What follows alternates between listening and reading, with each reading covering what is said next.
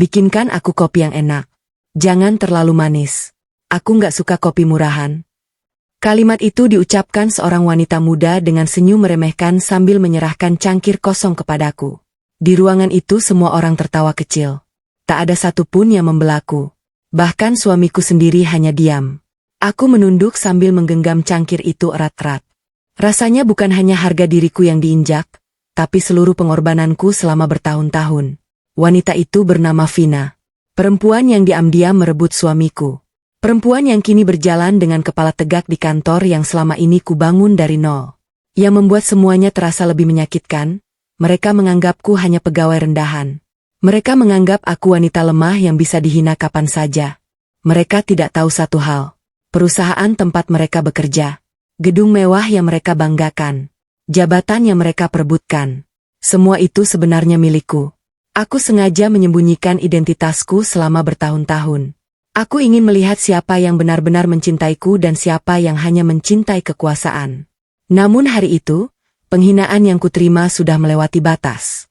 Dan ketika rahasia itu akhirnya terbongkar di depan ratusan orang, tangisan, penyesalan, dan rasa malu menjadi pemandangan yang tidak akan pernah mereka lupakan. Tapi sebelum aku menceritakan semuanya, halo sahabat air mata menantu, dimanapun kalian berada.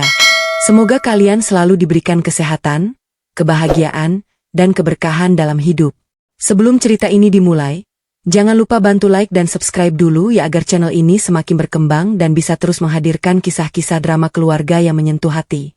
Semoga siapapun yang menekan tombol subscribe di channel ini dilancarkan rezekinya, dipanjangkan umurnya, disehatkan badannya, dimudahkan segala urusannya, dan keluarganya selalu dijauhkan dari kesedihan serta dipenuhi kebahagiaan. Amin ya rabbal alamin. Sebelum kita mulai, tuliskan nama dan kota kalian di kolom komentar. Saya senang sekali bisa menyapa sahabat semua dari berbagai daerah. Tulis juga dari kota mana Anda menonton video ini. Kopi pahit dan harga diri yang diinjak. Namaku Ratih. Usiaku 38 tahun. Selama 15 tahun menikah dengan Arman, aku selalu berusaha menjadi istri yang baik. Aku menemani suamiku dari masa-masa sulit, saat kami belum memiliki apa-apa sampai akhirnya kehidupan kami terlihat mapan di mata orang lain. Namun tidak ada yang tahu bahwa di balik senyum yang sering kutunjukkan, ada banyak luka yang kupendam sendirian. Pagi itu aku berangkat ke kantor lebih awal seperti biasa.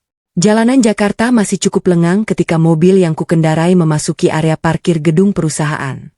Gedung megah itu berdiri menjulang dengan puluhan lantai dan ratusan karyawan yang setiap hari keluar masuk membawa mimpi mereka masing-masing. Aku menatap bangunan itu beberapa saat. Ada rasa yang sulit dijelaskan setiap kali melihatnya. Gedung itu bukan sekadar tempat kerja bagiku. Di sanalah sebagian besar hidupku kuhabiskan. Di sanalah aku pernah menangis, berjuang, dan mengorbankan banyak hal. Tapi tidak seorang pun mengetahui semua itu. Aku sengaja merahasiakannya. Aku memilih hidup sebagai pegawai biasa. Aku ingin dicintai karena diriku, bukan karena apa yang kumiliki. Sayangnya, keputusan itu justru membuatku melihat wajah asli banyak orang. Sesampainya di lantai 8, aku langsung menuju ruang rapat utama. Hari itu akan diadakan rapat evaluasi triwulan yang dihadiri para manajer dan pimpinan divisi. Aku duduk di kursiku sambil membuka beberapa dokumen. Satu persatu peserta rapat mulai berdatangan. Suasana awalnya biasa saja sampai Vina masuk. Wanita itu langsung menarik perhatian semua orang. Gaun ketat berwarna merah muda yang dikenakannya terlihat mahal. Tas bermerek menggantung di lengannya. Rambut panjangnya ditata rapi seolah ia sedang menghadiri acara pesta, bukan rapat perusahaan. Aduh, macet banget pagi ini, katanya sambil tertawa manja. Beberapa pria di ruangan itu ikut tersenyum. Aku hanya diam. Entah kenapa, sejak pertama kali bertemu Vina 1 tahun lalu, aku selalu merasa tidak nyaman dengannya. Dan firasatku tidak pernah salah. Vina duduk tepat di seberangku. Matanya menatapku dari ujung kepala sampai kaki. Tatapan yang membuatku merasa seperti sedang dinilai dan diremehkan. Kemudian tiba-tiba ia meletakkan cangkir kosong di atas meja. Bu Ratih. Aku mengangkat kepala. Iya? Tolong bikinkan aku kopi ya. Ruangan mendadak sunyi. Beberapa orang saling berpandangan. Aku sempat mengira aku salah dengar. Apa? Vina tersenyum. Bikinkan aku kopi. Jangan terlalu manis. Aku nggak suka kopi murahan. Kalimat itu diucapkannya dengan santai seolah aku memang pelayannya. Dadaku terasa sesak. Aku mencoba tetap tenang. Di pantry ada staf yang bisa membantu. Tapi aku maunya Bu Rati yang buat. Senyumnya semakin lebar. Beberapa orang mulai menahan tawa. Aku langsung menoleh ke arah Arman. Suamiku duduk hanya beberapa kursi dari Vina. Aku berharap dia akan mengatakan sesuatu. Apa saja. Membelaku. Menegur Vina. Atau sekadar menunjukkan bahwa aku tetap memiliki harga diri. Namun Arman hanya menatap layar laptopnya. Seolah aku tidak ada di sana. Seolah penghinaan itu bukan masalah. Hatiku terasa seperti diremas. Aku akhirnya berdiri. Tanpa berkata apa-apa. Tanpa membantah. Tanpa marah. Aku berjalan menuju pantry dengan langkah pelan. Begitu pintu pantry tertutup, aku memegang meja untuk menahan tubuhku yang mulai lemas. Air mata terasa menggenang. Aku tidak menangis. Aku sudah terlalu sering terluka. Tapi rasa sakitnya tetap sama. Aku membuat kopi itu dengan tangan gemetar. Saat aroma kopi mulai tercium, pikiranku melayang pada tahun-tahun yang sudah kulewati bersama Arman. Aku ingat bagaimana aku membantu suamiku saat bisnisnya hampir bangkrut. Aku ingat bagaimana aku menjual perhiasan peninggalan ibuku demi membayar utang keluarga. Aku ingat semua pengorbanan yang kulakukan. Dan sekarang, aku diperlakukan seperti pembantu oleh wanita lain. Lebih menyakitkan lagi, suamiku memilih diam. Aku kembali ke ruang rapat dan meletakkan kopi di depan Vina. Silakan. Vina mengambil cangkir itu, lalu menyeruputnya perlahan. Ia menggeleng pelan. Masih kurang enak sih, tapi lumayan. Tawa kecil kembali terdengar. Aku menggigit bibir bawahku, menahan rasa malu yang begitu besar. Rapat akhirnya dimulai. Namun aku hampir tidak bisa fokus. Pikiranku terus dipenuhi berbagai pertanyaan. Kenapa Arman berubah? Kenapa dia membiarkan semua ini terjadi? Dan kenapa akhir-akhir ini hubungan Arman dengan Vina terlihat semakin dekat? Pertanyaan itu terus berputar di kepalaku sampai rapat selesai. Namun aku belum tahu bahwa hari itu akan menjadi awal dari kehancuran rumah tanggaku. Karena beberapa menit kemudian, tanpa sengaja aku mendengar percakapan yang membuat seluruh dunia seakan runtuh di hadapanku. Dan sejak saat itulah hidupku tidak akan pernah sama lagi. Percapakan di balik pintu yang menghancurkan hatiku. Aku masih duduk di ruang rapat ketika satu persatu peserta mulai meninggalkan ruangan. Biasanya setelah rapat selesai, aku langsung kembali ke meja kerjaku untuk menyelesaikan laporan. Tapi pagi itu pikiranku benar-benar kacau. Ucapan Vina masih terngiang jelas di telingaku. Bikinkan aku kopi. Kalimat sederhana, tapi cara ia mengatakannya membuatku merasa tidak berharga. Yang lebih menyakitkan adalah sikap Arman. Suamiku. Pria yang dulu berjanji akan melindungiku. Pria yang dulu berkata bahwa aku adalah wanita paling penting dalam hidupnya. Hari ini justru memilih diam saat aku dihina di depan banyak orang. Aku menarik napas panjang dan mencoba menenangkan diri. Mungkin aku terlalu sensitif. Bisikku pada diri sendiri. Mungkin Arman memang sedang fokus rapat. Aku mencoba mencari alasan untuk membelanya. Seperti yang selalu kulakukan selama bertahun-tahun. Namun beberapa menit kemudian, semua alasan itu hancur berkeping-keping. Saat hendak keluar dari ruang rapat, aku menyadari ponselku tertinggal di kursi. Aku kembali mengambilnya. Dan saat itulah aku mendengar suara tawa dari ruang kecil di sebelah ruang rapat. Pintu ruangan itu tidak tertutup rapat. Awalnya aku tidak berniat menguping. Tapi ketika mendengar suara Arman dan Vina bersama-sama, langkahku otomatis terhenti. Aku hampir nggak bisa nahan ketawa tadi. Suara Vina terdengar jelas. Tatapannya Rati lucu banget waktu disuruh bikin kopi. Mereka tertawa. Tertawa bersama. Jantungku mulai berdetak lebih cepat. Kemudian suara Arman terdengar. Dia memang terlalu polos. Aku membeku. Tanganku langsung mencengkeram ponsel lebih erat. Aku heran dia masih bertahan sampai sekarang. Lanjut Vina. Kalau jadi dia, aku pasti sudah pergi sejak lama. Kamu nggak kenal Ratih, jawab Arman santai. Dia terlalu sabar. Kelebihan sabar malah jadi bodoh. Mereka kembali tertawa. Dadaku terasa sesak. Aku berharap aku salah dengar. Aku berharap semua ini hanya kesalahpahaman.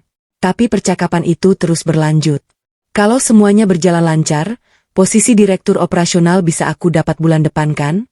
Tanya Vina. Bisa. Tapi Rati bagaimana?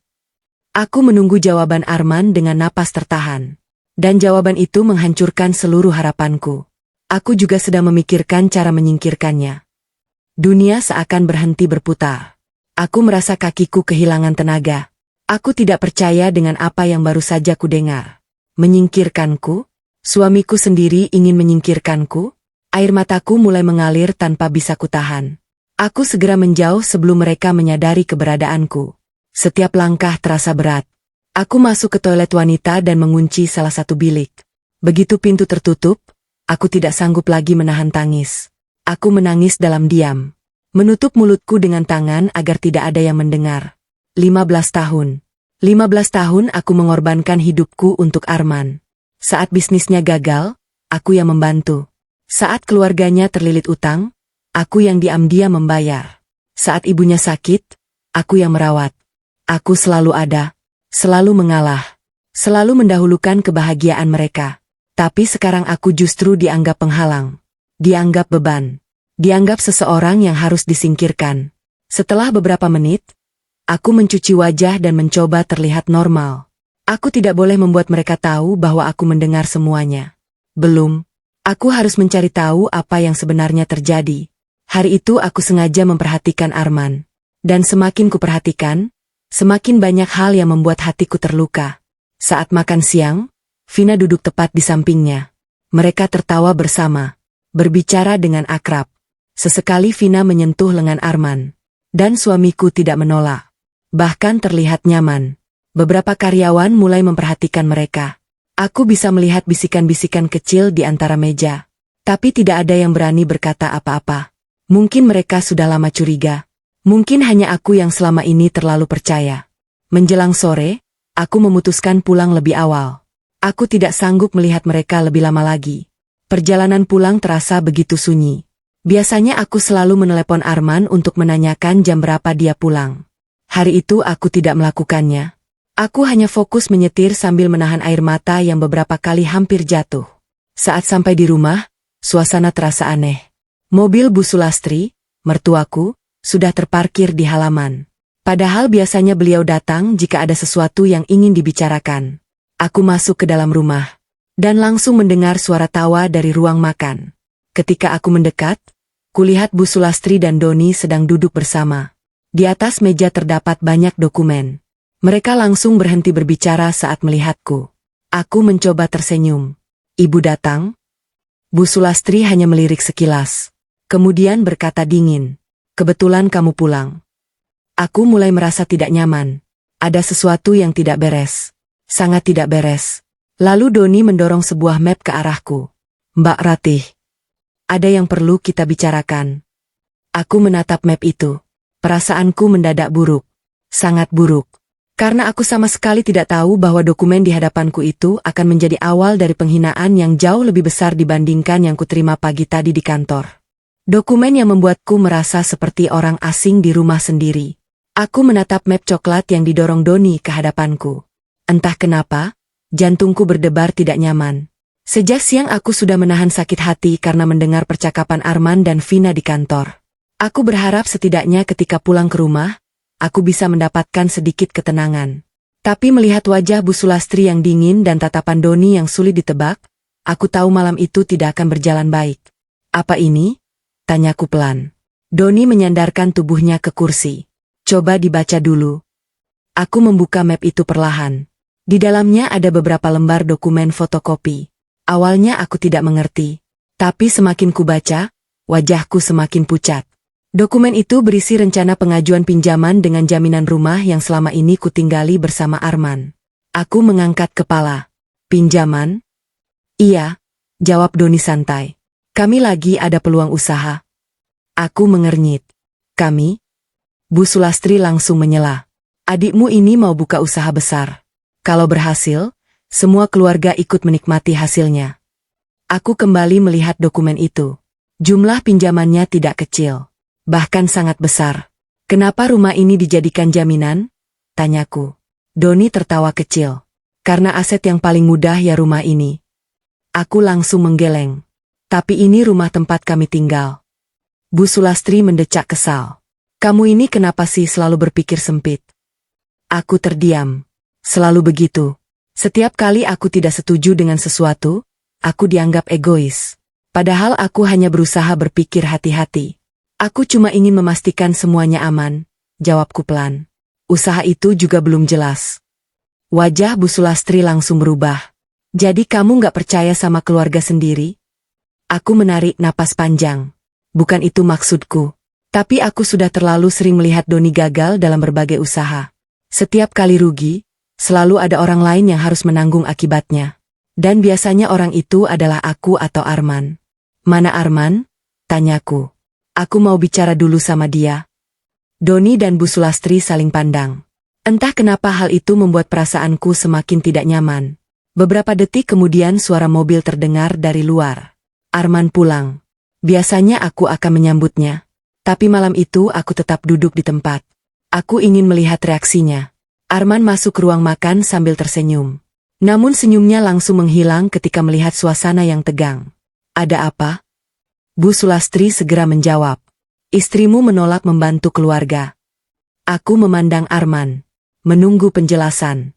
Tapi yang keluar dari mulutnya justru membuatku terkejut. Ratih, dokumen itu belum kamu tanda tangani.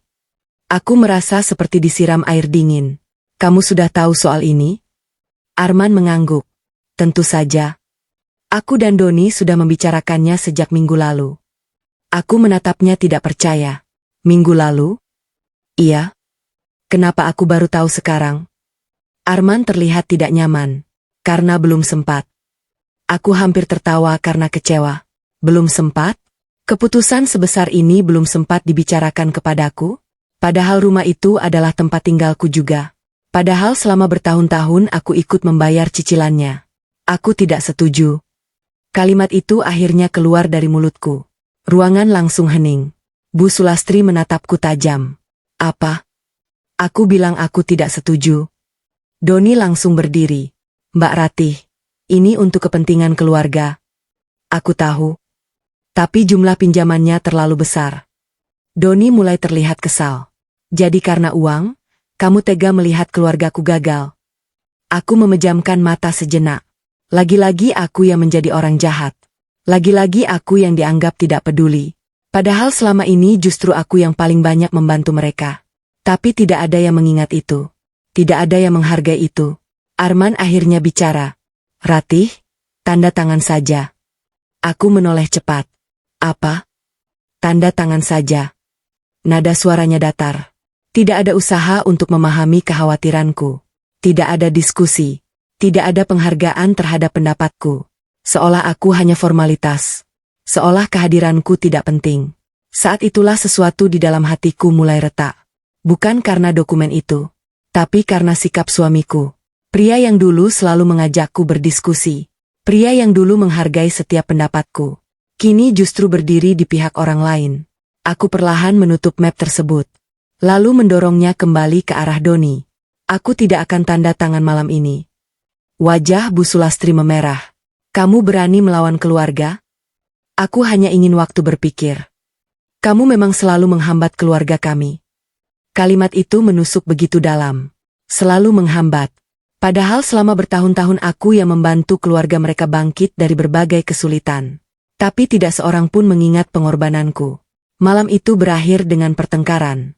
Bu Sulastri pulang dengan wajah marah. Doni membanting pintu sebelum pergi. Dan Arman memilih masuk ke kamar tanpa berbicara sepatah kata pun kepadaku. Aku duduk sendirian di ruang tamu. Rumah yang selama ini kuanggap tempat berlindung tiba-tiba terasa asing. Aku memandang foto pernikahan kami yang terpajang di dinding. Foto yang dulu selalu membuatku tersenyum. Kini hanya membuat dadaku terasa sesak. Namun aku belum tahu bahwa masalah sebenarnya bukanlah pinjaman itu. Bukan pula usaha Doni. Karena keesokan harinya, tanpa sengaja aku akan menemukan sesuatu yang jauh lebih menyakitkan. Sesuatu yang membuatku mulai curiga bahwa hubungan Arman dan Vina ternyata lebih dari sekadar rekan kerja. Dan ketika kebenaran itu mulai terlihat, aku tidak lagi yakin apakah pernikahanku masih bisa diselamatkan. Pesan tengah malam yang membuat duniaku runtuh. Malam itu aku hampir tidak bisa tidur. Setelah pertengkaran soal dokumen pinjaman, Arman memilih tidur membelakangiku. Tidak ada percakapan. Tidak ada usaha menjelaskan. Bahkan tidak ada ucapan selamat malam seperti biasanya. Aku hanya menatap langit-langit kamar dalam gelap. Bertahun-tahun aku mempertahankan rumah tangga ini. Bertahun-tahun aku berusaha menjadi istri yang baik. Tapi akhir-akhir ini aku merasa seperti hidup bersama orang asing. Arman yang sekarang bukan lagi Arman yang kukenal dulu. Pria yang dulu selalu menggenggam tanganku saat aku sedih. Pria yang dulu rela bekerja siang malam demi masa depan kami. Kini berubah menjadi seseorang yang dingin dan jauh. Sekitar pukul 1 dini hari, aku masih terjaga. Saat itulah ponsel Arman yang tergeletak di meja samping tempat tidur bergetar. 1 kali, lalu 2 kali, lalu berkali-kali. Awalnya aku tidak peduli, tapi layar ponsel yang menyala membuat mataku tidak sengaja melihat nama pengirim pesan. Vina. Jantungku langsung berdebar. Aku mencoba meyakinkan diriku bahwa mungkin itu urusan pekerjaan. Tapi siapa yang mengirim pesan pekerjaan jam 1 dini hari? Aku menoleh ke arah Arman. Ia tertidur lelap. Aku menggigit bibir. Selama ini aku tidak pernah memeriksa ponselnya. Aku selalu percaya. Terlalu percaya. Namun malam itu, untuk pertama kalinya, rasa curiga mengalahkan semuanya. Aku mengambil ponsel itu perlahan. Tanganku gemetar. Kunci layarnya masih menggunakan tanggal pernikahan kami. Ironis sekali.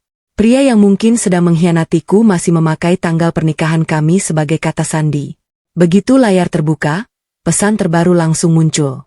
Dan kalimat pertama yang kubaca membuat napasku tercekat. Aku kangen kamu. Aku membeku. Mataku membaca ulang kalimat itu berkali-kali. Berharap aku salah melihat. Tapi tidak. Kalimat itu benar-benar ada. Aku membuka percakapan mereka. Dan dunia seakan runtuh di hadapanku. Ratusan pesan. Ratusan. Bukan percakapan rekan kerja. Bukan percakapan profesional. Melainkan percakapan dua orang yang memiliki hubungan sangat dekat. Aku senang hari ini bisa makan siang berdua. Aku suka kalau kamu tersenyum. Kamu cantik sekali tadi. Aku nggak sabar ketemu lagi besok. Air mataku mulai jatuh tanpa suara. Tanganku semakin gemetar. Dadaku terasa sesak hingga sulit bernapas. Aku terus menggulir layar. Semakin kubaca, semakin hancur perasaanku. Hubungan itu ternyata sudah berlangsung berbulan-bulan. Mungkin lebih lama dari yang kubayangkan. Yang paling menyakitkan bukan hanya isi pesannya, tapi cara Arman berbicara kepada Vina. Lembut, perhatian, penuh kasih sayang. Persis seperti cara dia berbicara kepadaku dulu. Cara yang sudah lama tidak pernah kuterima lagi. Aku terus membaca hingga menemukan sebuah pesan yang dikirim Vina beberapa hari lalu. Kapan kamu benar-benar meninggalkan Ratih? Beberapa detik aku tidak berani membuka balasannya. Aku takut. Sangat takut. Namun akhirnya kubaca juga. Dan saat itulah seluruh tubuhku terasa dingin. Tunggu waktu yang tepat. Hanya 4 kata. Tapi cukup untuk menghancurkan 15 tahun pernikahanku.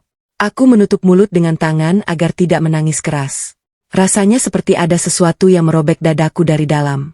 Aku ingin membangunkan Arman saat itu juga. Aku ingin berteriak. Aku ingin bertanya kenapa. Kenapa setelah semua yang kulakukan? Kenapa setelah semua pengorbananku? Tapi aku tidak melakukannya. Aku justru menghapus air mata dan memaksa diriku tetap tenang. Aku harus berpikir jernih. Aku harus tahu seberapa jauh pengkhianatan ini. Sebelum mengembalikan ponsel, mataku tertuju pada satu foto yang baru saja dikirim Vina. Foto mereka berdua. Di sebuah restoran mewah. Duduk berdampingan. Tersenyum bahagia. Tanggal fotonya menunjukkan hari ketika Arman mengatakan sedang rapat di luar kota. Saat itu aku bahkan menyiapkan makan malam dan menunggunya pulang hingga larut malam. Sementara dia menghabiskan waktu bersama wanita lain. Aku menaruh kembali ponsel itu. Lalu duduk di tepi ranjang sampai pagi. Tidak tidur. Tidak menangis lagi. Air mataku seolah sudah habis. Saat matahari mulai terbit, Arman bangun seperti biasa. Ia bahkan sempat tersenyum. Pagi. Aku memandang wajahnya. Wajah yang dulu begitu kucintai. Kini terasa asing. Pagi, jawabku pelan. Aku berangkat lebih awal hari ini. Ya. Ia pergi tanpa menyadari bahwa aku sudah mengetahui sebagian rahasianya. Begitu pintu rumah tertutup, aku akhirnya menangis. Tangis yang sejak tadi kutahan. Tangis seorang istri yang baru menyadari bahwa rumah tangganya mungkin hanya tinggal menunggu waktu untuk hancur. Namun di tengah kesedihan itu, aku mulai menyadari sesuatu. Ada terlalu banyak kejanggalan. Hubungan Arman dan Vina, dokumen pinjaman, sikap keluarga suamiku, dan beberapa transaksi keuangan yang belakangan terlihat aneh. Semua itu terasa saling terhubung. Seolah ada sesuatu yang sedang mereka rencanakan. Sesuatu yang belum ku ketahui. Sesuatu yang jauh lebih besar daripada sekadar perselingkuhan. Dan pagi itu, saat membuka aplikasi rekening pribadiku, aku menemukan satu transaksi mencurigakan yang membuat darahku langsung berdesir. Karena jumlah uang yang hilang bukan jutaan, bukan puluhan juta, melainkan ratusan juta rupiah. Dan seseorang telah mengambilnya tanpa sepengetahuanku. Tabunganku hilang, kepercayaanku ikut hancur. Tanganku masih gemetar saat melihat layar ponsel. Aku mengira mataku salah membaca angka yang tertera di aplikasi rekening pribadiku. Aku berkedip beberapa kali, lalu melihatnya lagi, dan angka itu tetap sama. Saldo yang selama ini kusimpan untuk masa depan tiba-tiba berkurang dalam jumlah yang sangat besar. Ratusan juta rupiah.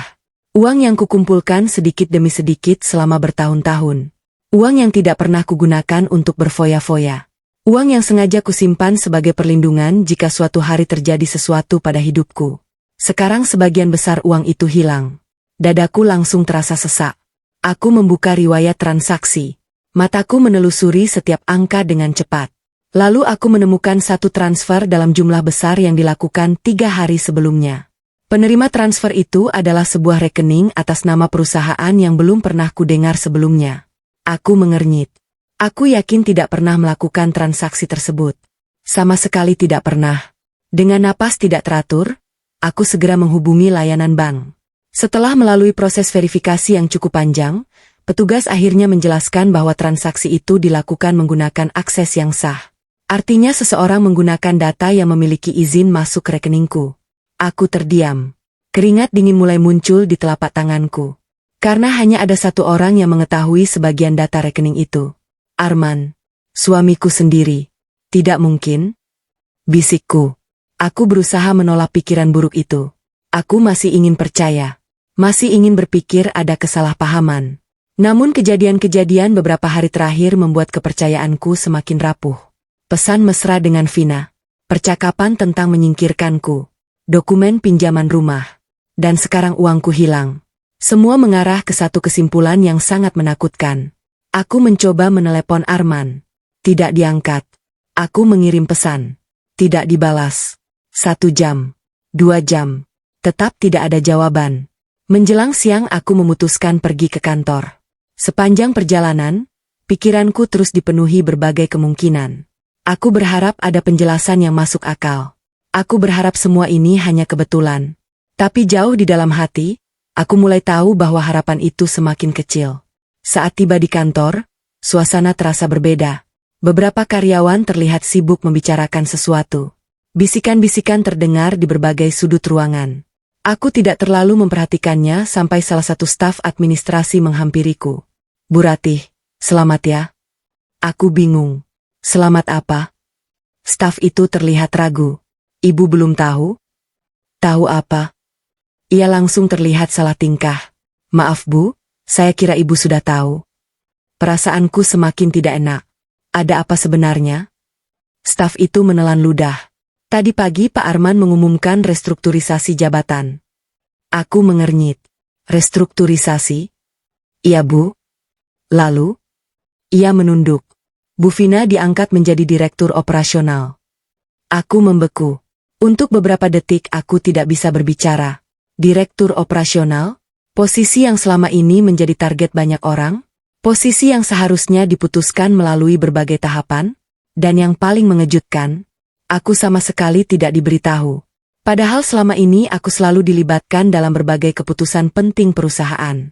Aku segera berjalan menuju ruang rapat direksi. Begitu pintunya terbuka, kulihat beberapa orang sedang memberikan ucapan selamat kepada Vina. Wanita itu tersenyum bangga, seolah baru memenangkan sebuah perlombaan. Ketika melihatku, senyumnya justru semakin lebar. Bu Ratih.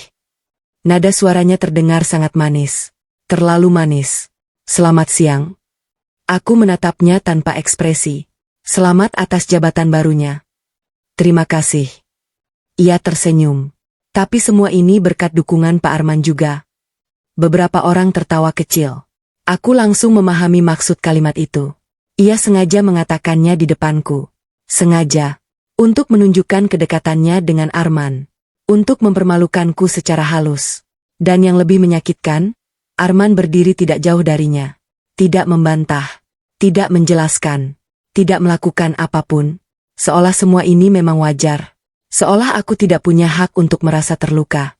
Saat semua orang mulai keluar dari ruangan, aku akhirnya menghampiri Arman. Kita perlu bicara. Nada suaraku tenang. Tapi hatiku bergejolak. Arman terlihat tidak nyaman. Nanti saja. Sekarang. Ia menghela napas panjang. Lalu mengikutiku ke ruang kerja kosong di ujung koridor. Begitu pintu tertutup, aku langsung menatapnya. Kenapa Vina diangkat jadi direktur? Itu keputusan manajemen. Kenapa aku tidak diberitahu? Karena tidak perlu. Jawaban itu membuatku terpukul. Tidak perlu? Setelah semua yang kulakukan untuk perusahaan ini, setelah bertahun-tahun aku bekerja tanpa kenal lelah, aku menggenggam tangan erat-erat, berusaha tetap tenang. Lalu aku mengajukan pertanyaan yang sejak pagi menghantuiku. Arman, apa kamu mengambil uang dari rekeningku? Wajahnya langsung berubah. Hanya sesaat. Tapi aku sempat melihat kepanikan di matanya. Dan itu sudah cukup membuatku semakin curiga. Apa maksudmu? Ada transfer besar dari rekeningku. Arman memalingkan wajah. Kalau memang aku yang pakai, itu juga untuk keluarga. Kalimat itu membuat darahku langsung berdesir. Bukan penjelasan. Bukan bantahan. Melainkan pengakuan yang dibungkus alasan. Aku menatap pria yang selama ini kucintai. Dan untuk pertama kalinya dalam hidupku, aku merasa benar-benar tidak mengenalnya. Namun aku belum tahu bahwa uang yang hilang itu hanyalah permulaan. Karena malam harinya, seseorang akan mengirimkan sebuah foto yang membuka rahasia jauh lebih besar. Rahasia yang akan mengubah seluruh arah hidupku. Dan sejak saat itu, aku tidak lagi menjadi wanita yang hanya diam dan bersabar. Foto yang membuka topeng pengkhianatan. Malam itu aku pulang dengan kepala yang terasa berat. Percakapanku dengan Arman di kantor terus terulang di dalam pikiranku. Yang membuatku paling sakit bukanlah uang yang hilang. Bukan juga jabatan baru Vina. Melainkan cara Arman berbicara kepadaku. Dingin. Acuh. Seolah aku hanyalah orang asing. 15 tahun pernikahan kami seperti tidak memiliki arti apapun. Sesampainya di rumah, suasana terasa sepi. Arman belum pulang. Aku duduk sendirian di ruang tamu sambil memandangi foto keluarga yang terpajang di dinding. Foto-foto itu menyimpan begitu banyak kenangan. Ada foto saat kami baru menikah. Ada foto ketika kami membeli rumah pertama. Ada foto saat kami masih sering tertawa bersama. Dulu aku percaya kebahagiaan itu akan bertahan selamanya. Ternyata aku salah. Kadang yang menghancurkan hidup kita bukan musuh, tapi orang yang paling kita percaya. Aku sedang larut dalam pikiran ketika ponselku berbunyi. Sebuah pesan masuk dari nomor yang tidak kukenal. Awalnya aku tidak terlalu memperhatikan. Namun isi pesannya membuat tubuhku langsung menegang. Bu Ratih, saya tidak bisa diam lagi. Ibu berhak mengetahui semuanya. Aku langsung duduk tegak. Jantungku berdebar. Siapa pengirim pesan ini? Aku membaca pesan berikutnya. Maaf saya tidak bisa menyebutkan nama saya. Tapi saya sudah lama bekerja di perusahaan dan saya tahu apa yang sedang terjadi. Tanganku mulai dingin. Lalu sebuah foto masuk. Aku membukanya. Dan seketika napasku seperti berhenti. Di foto itu terlihat Arman dan Vina sedang duduk berdua di sebuah restoran mewah. Mereka tidak hanya makan bersama. Tangan mereka saling menggenggam. Mereka terlihat seperti pasangan yang sedang dimabuk cinta. Air mataku langsung jatuh. Meski sebenarnya aku sudah curiga. Meski aku sudah membaca pesan-pesan mereka. Melihat foto itu tetap terasa seperti tusukan yang sangat dalam. Aku memperbesar gambar tersebut. Tanggal yang tercetak di sudut foto membuat dadaku semakin sesak. Foto itu diambil 3 minggu lalu. Tepat pada hari ulang tahun pernikahan kami. Hari ketika Arman mengatakan sedang menghadiri rapat penting di luar kota. Hari ketika aku menunggu sampai larut malam dengan kue yang kubuat sendiri. Hari ketika aku menangis sendirian karena suamiku bahkan lupa mengucapkan selamat ulang tahun pernikahan. Ternyata saat itu dia bersama wanita lain. Aku memejamkan mata. Tangisku semakin deras. Nomor itu kembali mengirim pesan. Masih ada foto lain. Satu demi satu foto mulai masuk. Foto di hotel. Foto di bandara. Foto saat mereka berbelanja bersama. Foto saat mereka menghadiri acara perusahaan. Semua menunjukkan hubungan yang jauh lebih serius daripada yang kubayangkan. Aku merasa seperti sedang melihat kehancuran rumah tanggaku dalam bentuk gambar. Lalu pesan berikutnya masuk. Bu Rati harus hati-hati. Aku langsung membaca dengan cepat. Hati-hati terhadap Bu Vina dan Pak Arman. Mereka sedang merencanakan sesuatu. Aku menggigit bibir. Merencanakan sesuatu? Apa maksudnya? Jari-jariku bergerak cepat mengetik balasan. Apa yang mereka rencanakan? Beberapa menit tidak ada jawaban. Aku mulai cemas. Lalu akhirnya pesan baru masuk. Besok mereka akan bertemu dengan Doni. Aku langsung terkejut. Doni? Adik iparku? Kenapa Doni terlibat? Pesan berikutnya membuat tubuhku semakin lemas. Yang mereka bicarakan ada hubungannya dengan rumah dan aset. Aku membeku. Rumah, dokumen pinjaman, uang yang hilang, nama Doni. Semua mulai terhubung. Selama ini aku mengira masalah-masalah itu berdiri sendiri. Ternyata tidak. Mungkin ada sesuatu yang jauh lebih besar. Sesuatu yang selama ini disembunyikan dariku. Aku mencoba menelepon nomor misterius itu. Namun tidak aktif. Aku kirim pesan lagi. Tidak ada balasan. Seolah orang itu hanya ingin memberiku petunjuk lalu menghilang. Malam semakin larut. Tapi aku tidak bisa tidur. Pikiranku dipenuhi berbagai kemungkinan. Untuk pertama kalinya, aku mulai membuka kembali dokumen-dokumen keuangan yang selama ini kusimpan. Aku memeriksa rekening. Aku memeriksa berkas rumah. Aku memeriksa berbagai transaksi yang pernah dilakukan Arman. Dan semakin banyak yang kulihat, semakin besar rasa curigaku. Ada beberapa pembayaran yang tidak pernah ku ketahui. Ada beberapa dokumen yang ditandatangani tanpa sepengetahuanku. Ada beberapa transfer yang arahnya tidak jelas. Semua terlihat seperti potongan-potongan puzzle yang belum lengkap. Sekitar pukul 2 dini hari, suara mobil terdengar dari luar rumah. Arman pulang. Aku segera menutup semua dokumen. Lalu pura-pura tidur. Beberapa menit kemudian ia masuk ke kamar. Aku bisa mencium aroma parfum yang tidak biasa. Aroma parfum wanita. Jantungku kembali terasa nyeri. Arman berbaring di sampingku. Lalu tanpa sadar ia mengucapkan sesuatu dalam keadaan setengah mengantuk. Sesuatu yang membuat seluruh tubuhku membeku. Vina? Aku langsung membuka mata. Tubuhku terasa dingin. Aku menoleh perlahan. Arman sudah tertidur. Tapi nama yang baru saja keluar dari mulutnya terus bergema di kepalaku. Nama itu menjadi bukti yang tidak bisa kubantah lagi. Suamiku benar-benar mencintai wanita lain. Namun yang tidak diketahui Arman adalah malam itu aku juga menemukan sesuatu yang jauh lebih penting. Sebuah salinan dokumen lama yang selama ini tersimpan rapi di dalam lemari besi. Dokumen yang selama bertahun-tahun sengaja kusimpan sebagai rahasia. Dokumen yang bisa menghancurkan semua rencana mereka.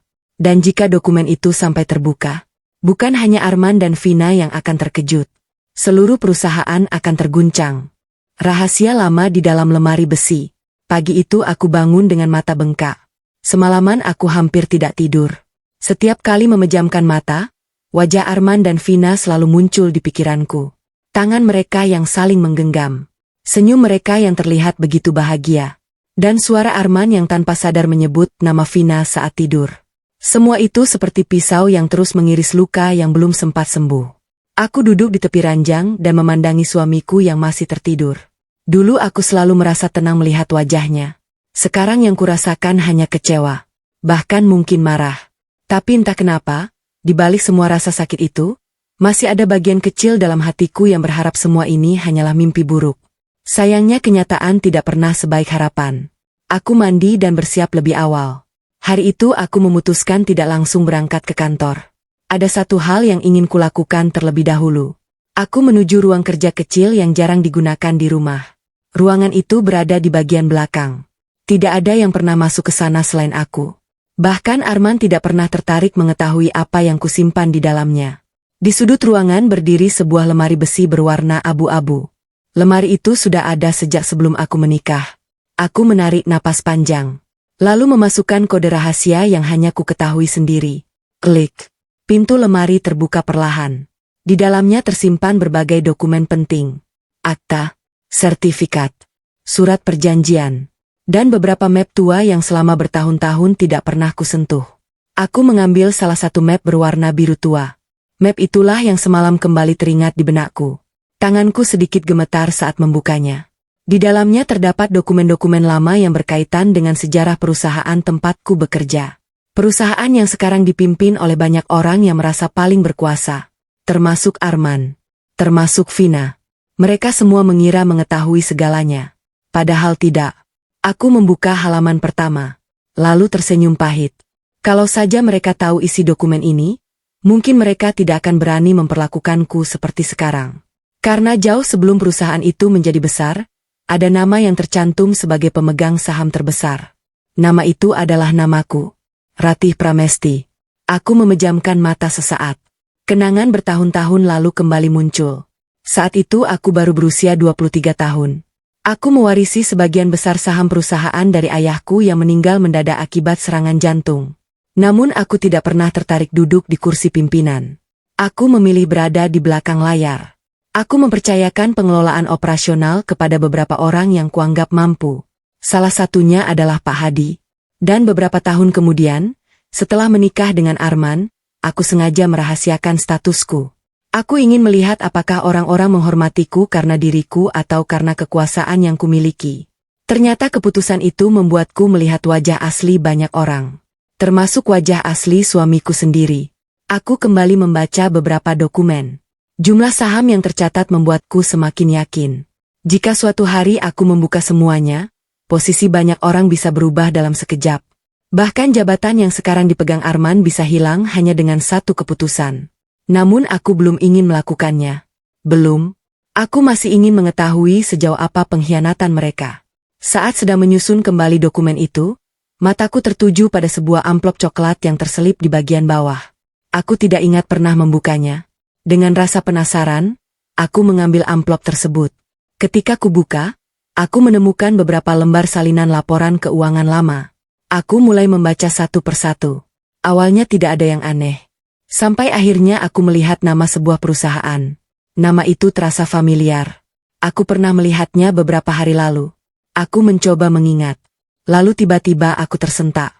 Perusahaan itu adalah perusahaan yang menerima transfer ratusan juta dari rekeningku. Jantungku langsung berdegup kencang. Aku segera membuka kembali aplikasi rekening di ponsel. Mencocokkan nama perusahaan yang tertera. Dan hasilnya sama persis. Dadaku langsung terasa sesak. Ini bukan kebetulan. Sama sekali bukan kebetulan.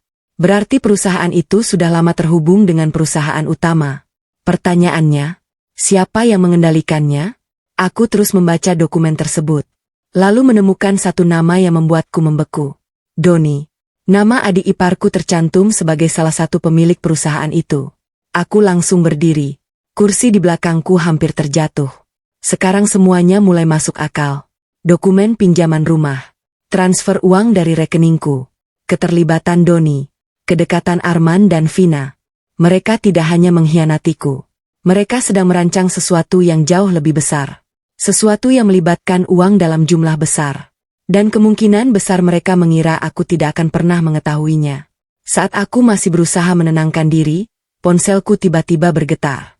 Pesan masuk dari nomor misterius yang semalam mengirim foto-foto Arman dan Vina. Aku langsung membukanya. Isi pesannya hanya satu kalimat pendek. Namun cukup membuat darahku terasa dingin. Hari ini jam 2 siang mereka bertemu di Hotel Maheswara. Jika ibu ingin tahu kebenaran, datanglah sendiri. Aku menatap layar ponsel tanpa berkedip. Hotel Maheswara. Pertemuan rahasia. Dan mungkin jawaban atas semua pertanyaan yang selama ini menghantuiku. Namun aku sama sekali tidak menyangka bahwa apa yang akan kulihat di hotel itu jauh lebih mengejutkan daripada perselingkuhan Arman.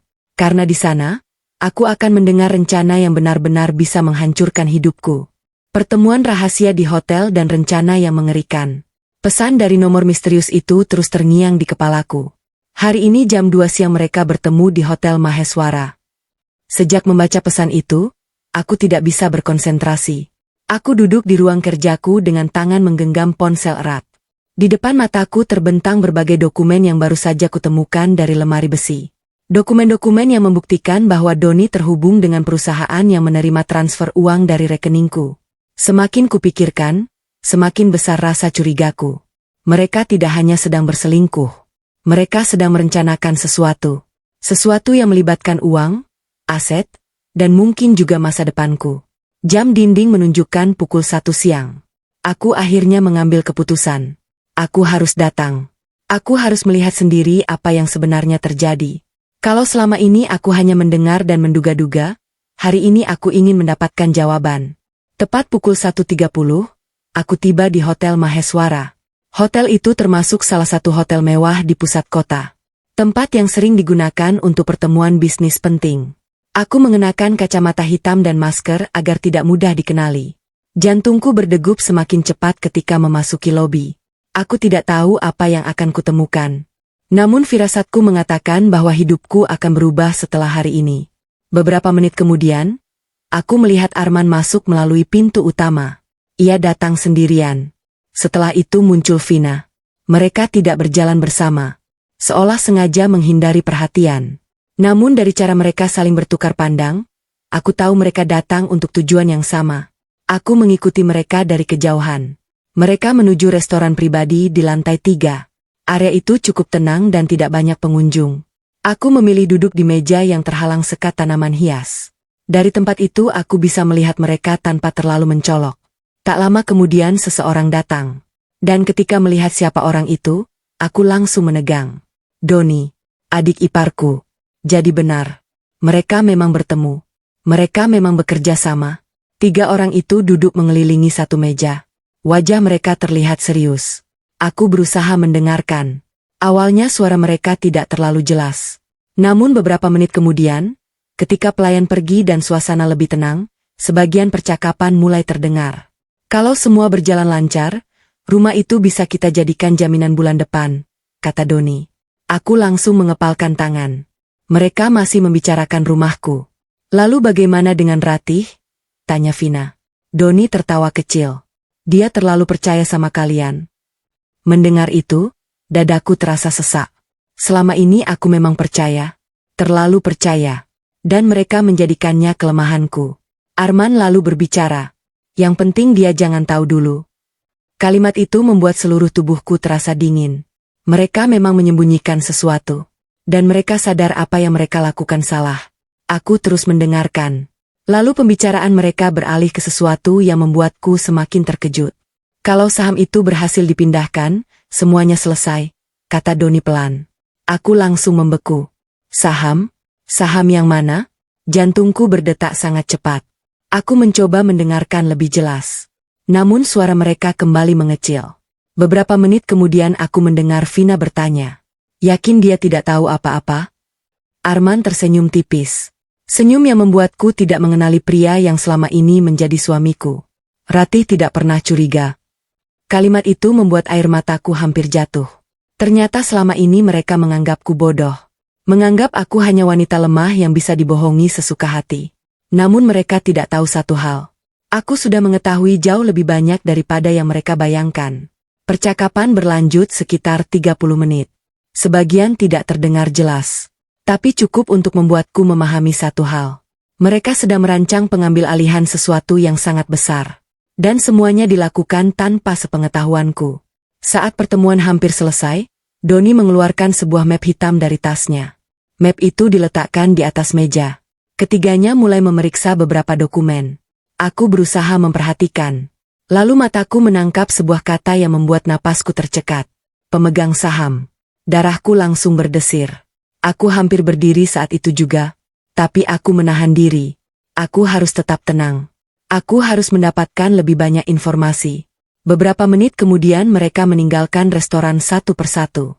Aku tetap duduk sampai semuanya pergi. Kepalaku terasa penuh. Banyak sekali pertanyaan yang belum terjawab. Namun satu hal kini semakin jelas. Mereka bukan hanya mengincar uangku. Mereka bukan hanya ingin menyingkirkanku dari rumah tangga ini. Mereka juga sedang mencoba menguasai sesuatu yang berkaitan dengan kepemilikan perusahaan. Dan itu membuatku semakin yakin bahwa rahasia yang kusimpan selama bertahun-tahun mulai menjadi ancaman bagi mereka. Saat aku hendak meninggalkan hotel, ponselku kembali bergetar. Pesan dari nomor misterius itu muncul lagi. Kali ini bukan teks, melainkan sebuah foto dokumen. Aku membukanya, dan dalam hitungan detik, wajahku langsung pucat. Karena dokumen itu berisi rencana pemindahan sebagian saham perusahaan. Yang lebih mengejutkan, di bagian bawah dokumen terdapat kolom tanda tangan atas namaku. Tapi tanda tangan itu bukan milikku. Seseorang telah memalsukannya. Dan orang itu sedang mencoba mencuri perusahaan yang selama ini mereka kira tidak ada hubungannya denganku. Mereka tidak tahu akulah pemilik sebenarnya. Tanganku gemetar saat menatap foto dokumen yang baru saja dikirim oleh nomor misterius itu. Aku memperbesar gambar tersebut. Lalu membacanya berulang kali. Semakin kubaca, semakin dingin seluruh tubuhku. Dokumen itu bukan dokumen biasa. Itu adalah dokumen pengalihan saham. Saham perusahaan. Perusahaan yang selama ini menjadi tempat Arman bekerja. Perusahaan yang dibanggakan Vina. Perusahaan yang mereka kira bisa mereka kuasai sesuka hati. Yang membuatku hampir tidak bisa bernapas adalah tanda tangan di bagian bawah dokumen. Di sana tertulis namaku, Ratih Pramesti. Namun tanda tangan itu palsu. Seseorang dengan sengaja memalsukan identitasku. Seseorang sedang mencoba mengambil sesuatu yang bukan miliknya. Aku menutup mata beberapa detik. Berusaha menenangkan diri. Selama bertahun-tahun aku memilih diam. Aku menyembunyikan siapa diriku sebenarnya. Aku tidak pernah memamerkan kekayaan. Aku tidak pernah memanfaatkan kekuasaan. Aku hanya ingin hidup sederhana. Menjalani rumah tangga yang tenang. Mencintai suamiku dengan tulus. Tapi sekarang semua kesabaranku sedang diuji. Mereka bukan hanya mengkhianatiku. Mereka sedang berusaha merampas warisan ayahku. Warisan yang kujaga selama bertahun-tahun. Aku kembali masuk ke mobil dan duduk dalam diam. Air mata perlahan jatuh. Bukan karena sedih. Melainkan karena kecewa. Sangat kecewa. Kalau saja Arman jujur sejak awal. Kalau saja dia datang dan berbicara baik-baik. Mungkin semuanya tidak akan sampai seperti ini. Namun dia memilih jalan yang berbeda. Dia memilih berbohong. Dia memilih berselingkuh. Dan sekarang dia memilih mencuri. Ponselku kembali berbunyi. Nomor misterius itu mengirim pesan baru. Bu Ratih, mereka tidak tahu siapa ibu sebenarnya. Aku membaca pesan itu perlahan. Lalu tersenyum pahit. Memang, mereka tidak tahu. Selama ini mereka menganggapku hanya pegawai biasa. Istri yang terlalu sabar. Wanita yang mudah diatur. Padahal kenyataannya jauh berbeda. Aku mengetik balasan. Siapa sebenarnya Anda? Beberapa menit kemudian jawaban datang. Saya tidak bisa menjelaskan sekarang. Tapi saya bekerja untuk orang yang masih setia kepada almarhum ayah ibu. Aku langsung membeku. Ayahku? Berarti orang ini mengetahui masa laluku. Mengetahui rahasia yang selama ini kusimpan. Pesan berikutnya masuk. Pak Hadi ingin bertemu dengan ibu. Jantungku langsung berdegup. Pak Hadi? Nama itu sudah lama tidak kudengar secara pribadi. Meski kami masih berada dalam perusahaan yang sama, hubungan kami selama bertahun-tahun sengaja dijaga sangat formal. Tidak banyak orang yang tahu bahwa Pak Hadi adalah orang kepercayaan ayahku sejak dulu. Beliau juga termasuk sedikit orang yang mengetahui siapa diriku sebenarnya. Aku langsung membalas. Kapan? Malam ini. Pukul 7 malam aku tiba di sebuah rumah makan tua yang berada di pinggir kota. Tempat itu sederhana. Tidak mencolok. Tapi cukup aman untuk berbicara tanpa menarik perhatian. Saat aku masuk ruang VIP kecil di bagian belakang, Pak Hadi sudah menunggu. Rambutnya kini semakin memutih. Namun sorot matanya masih sama seperti dulu. Tegas dan penuh kewaspadaan. Begitu melihatku, beliau berdiri. Ratih. Aku tersenyum tipis. Pak Hadi. Beberapa detik kami hanya saling memandang. Seolah sama-sama menyadari bahwa sesuatu yang besar sedang terjadi. Maaf saya harus memanggil ibu seperti ini, katanya. Tidak apa-apa. Beliau menghela napas panjang. Lalu kenapa sekarang? Tanyaku. Pak Hadi terdiam beberapa saat. Kemudian mengeluarkan sebuah map dari tasnya. Saat map itu dibuka, dadaku langsung terasa sesak. Di dalamnya terdapat puluhan salinan dokumen. Dokumen transaksi. Dokumen kepemilikan. Dokumen keuangan. Dan semuanya berkaitan dengan perusahaan. Ada apa ini, Pak? Pak Hadi menatapku serius. Perusahaan sedang disusupi. Aku langsung terdiam. Maksud Bapak? Beliau mendorong beberapa lembar dokumen ke hadapanku. Selama beberapa bulan terakhir ada pengalihan dana yang tidak wajar. Aku mulai membaca. Angkanya sangat besar. Miliaran rupiah. Mataku membesar. Siapa yang melakukannya? Pak Hadi menghela napas. Saya belum punya bukti lengkap. Lalu kenapa Bapak menunjukkan ini kepadaku? Beliau menatap tepat ke mataku. Karena hanya ada satu orang yang bisa menghentikan semuanya. Aku langsung memahami maksudnya. Sebagai pemegang saham terbesar, aku memang memiliki hak yang jauh lebih besar daripada yang diketahui banyak orang. Hak yang selama ini sengaja tidak pernah kugunakan. Pak Hadi kembali berbicara. Ratih, mereka mengira perusahaan ini tidak punya pemilik yang kuat. Mereka mengira bisa menguasainya sedikit demi sedikit. Aku menunduk. Beliau benar. Karena aku terlalu lama berdiam diri. Aku terlalu percaya kepada orang-orang yang salah. Pak Hadi lalu mengeluarkan satu dokumen terakhir. Saat melihatnya, napasku tercekat.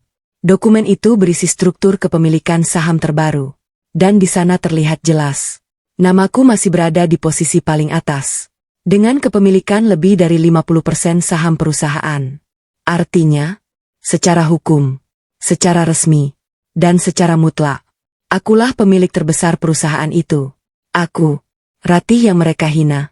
Ratih yang disuruh membuat kopi. Ratih yang dianggap beban. Ratih yang ingin mereka singkirkan. Air mataku perlahan jatuh. Bukan karena sedih, melainkan karena akhirnya aku sadar. Sudah terlalu lama aku membiarkan mereka menginjak harga diriku. Sudah terlalu lama aku menunggu mereka berubah. Dan mungkin, sudah waktunya aku berhenti menjadi wanita yang hanya diam. Namun Pak Hadi belum selesai. Karena kalimat berikutnya membuat jantungku kembali berdegup kencang. Ratih, saya baru saja mendapatkan bukti bahwa Arman dan Vina berencana mengambil alih seluruh perusahaan dalam waktu kurang dari 1 bulan. Rencana mereka menguasai perusahaan dalam 1 bulan. Kalimat Pak Hadi membuat ruangan terasa sunyi. Aku menatap wajah pria tua yang selama ini menjadi salah satu orang paling setia kepada ayahku. Kurang dari 1 bulan? Tanyaku pelan. Pak Hadi mengangguk. Wajahnya terlihat sangat serius. Saya tidak akan memanggilmu kalau situasinya tidak mendesak. Dadaku mulai terasa sesak. Selama ini aku memang curiga ada sesuatu yang tidak beres. Tapi aku tidak pernah membayangkan bahwa semuanya sudah sejauh ini. Aku menunduk melihat dokumen-dokumen yang memenuhi meja. Setiap lembar kertas itu seolah menjadi bukti bahwa orang-orang yang paling dekat denganku sedang merencanakan sesuatu di belakang punggungku. Apa sebenarnya yang mereka inginkan? Tanyaku. Pak Hadi menghela napas panjang. Lalu kenapa mereka memalsukan tanda tanganku? Karena mereka tidak tahu satu hal penting. Aku mengangkat kepala. Mereka tidak tahu bahwa pemilik saham mayoritas masih hidup, masih aktif mengawasi perusahaan, dan orang itu adalah kamu. Aku tersenyum pahit. Kalimat itu benar. Selama bertahun-tahun aku memang memilih diam. Bahkan banyak direksi baru yang tidak mengenalku. Mereka hanya tahu aku sebagai pegawai senior. Tidak lebih. Kesalahan itulah yang sekarang dimanfaatkan oleh Arman dan orang-orang di sekitarnya. Pak Hadi kemudian menyerahkan sebuah flash disk kecil. Apa ini? Salinan data yang berhasil saya kumpulkan. Aku menerimanya. Di dalamnya ada laporan transaksi, komunikasi internal, dan beberapa dokumen yang menurut saya perlu kamu lihat. Aku memasukkan flash disk itu ke dalam tas. Semakin lama, semakin jelas bahwa semua ini bukan lagi sekadar masalah rumah tangga. Ini sudah menjadi masalah yang jauh lebih besar. Masalah kepercayaan. Masalah pengkhianatan. Dan mungkin juga tindak kejahatan. Malam itu aku pulang ke rumah dengan pikiran yang sangat penuh. Arman belum pulang.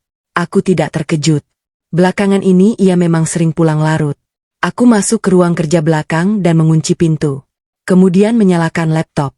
Dengan jantung berdebar, aku membuka isi flash disk yang diberikan Pak Hadi. Folder demi folder mulai terbuka. Lalu aku menemukan file yang membuatku langsung duduk tegak. Rencana restrukturisasi kepemilikan. Aku membuka file itu. Isinya membuat darahku terasa dingin. Di sana tertulis berbagai langkah yang akan dilakukan dalam beberapa minggu ke depan.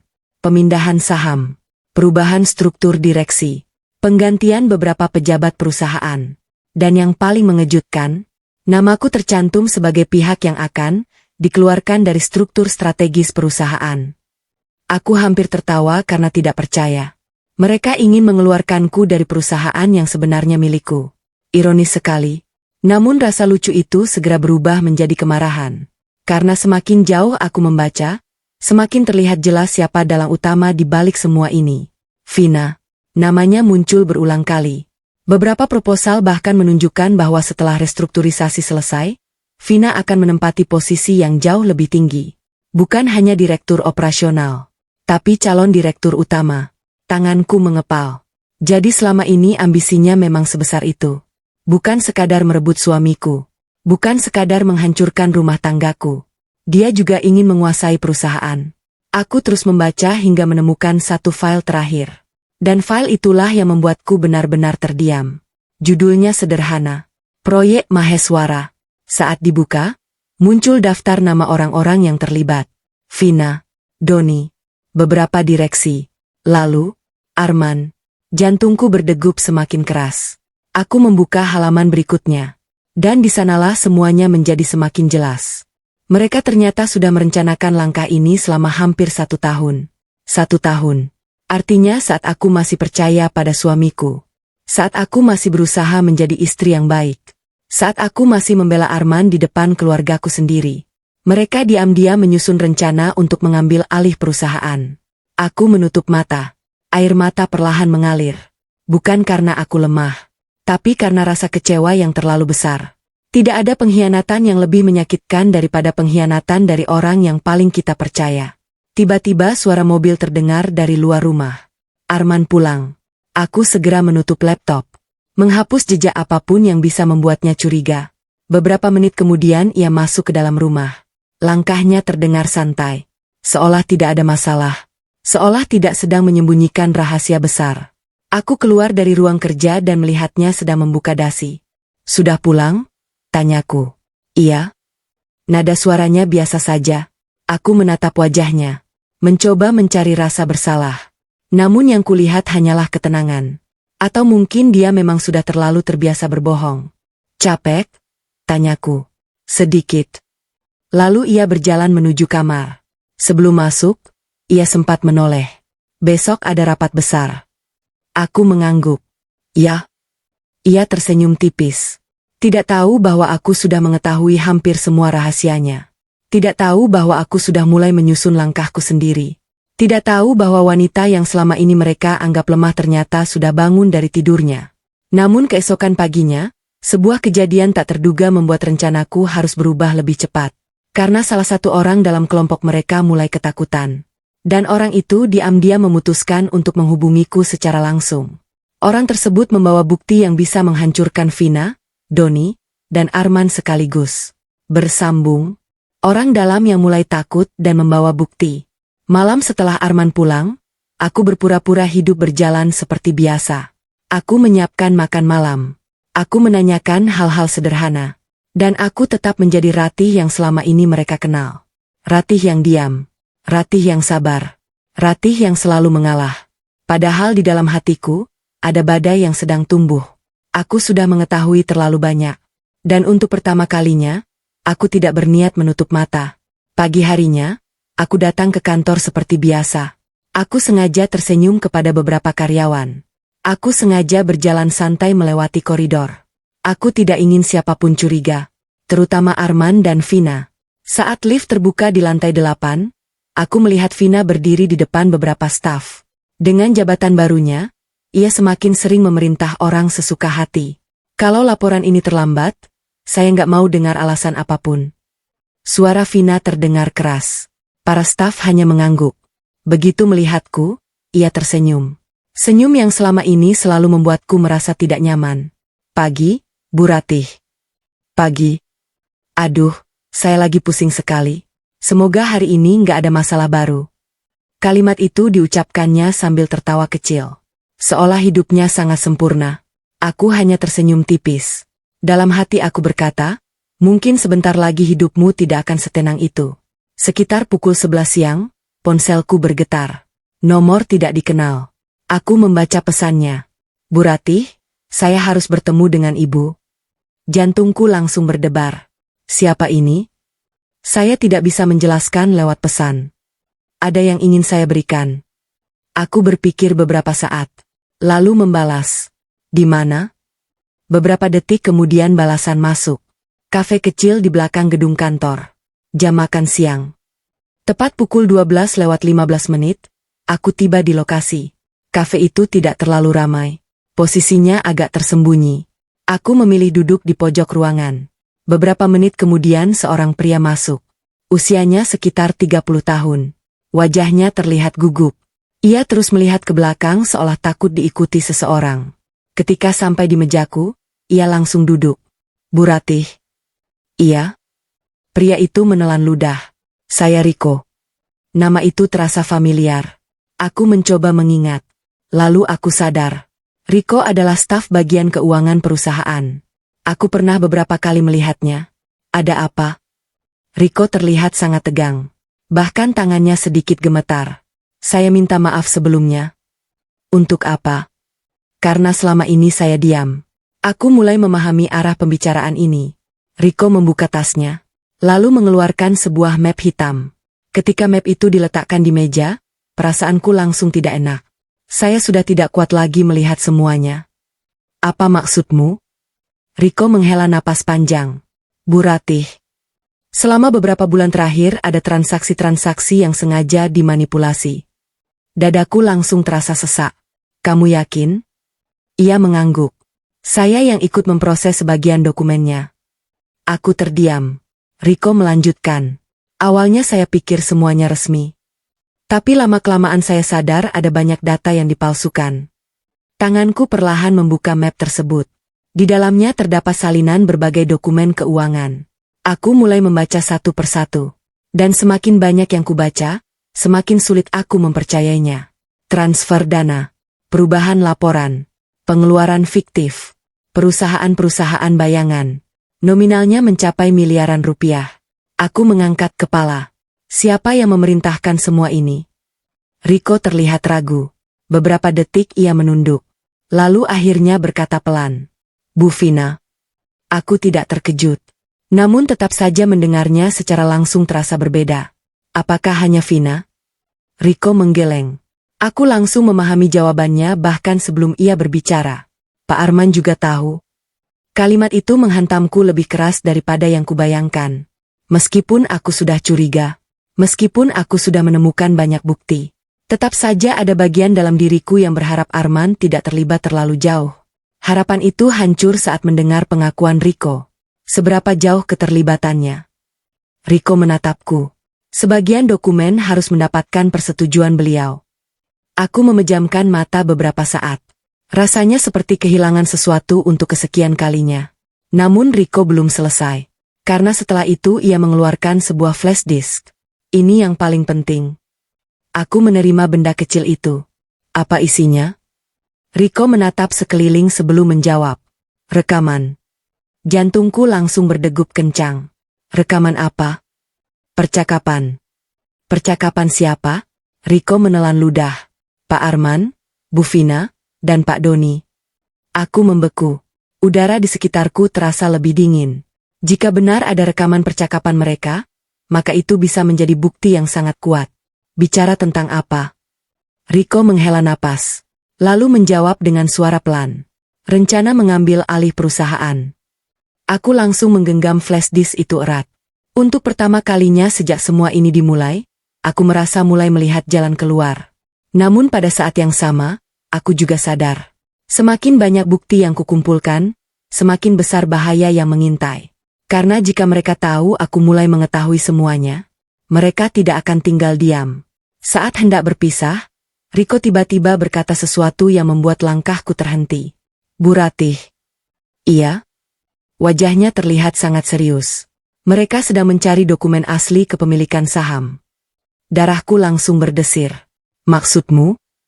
Mereka tahu dokumen itu masih ada. Aku membeku. Karena dokumen itu tersimpan di rumah. Di dalam lemari besi. Dan hanya aku yang tahu keberadaannya.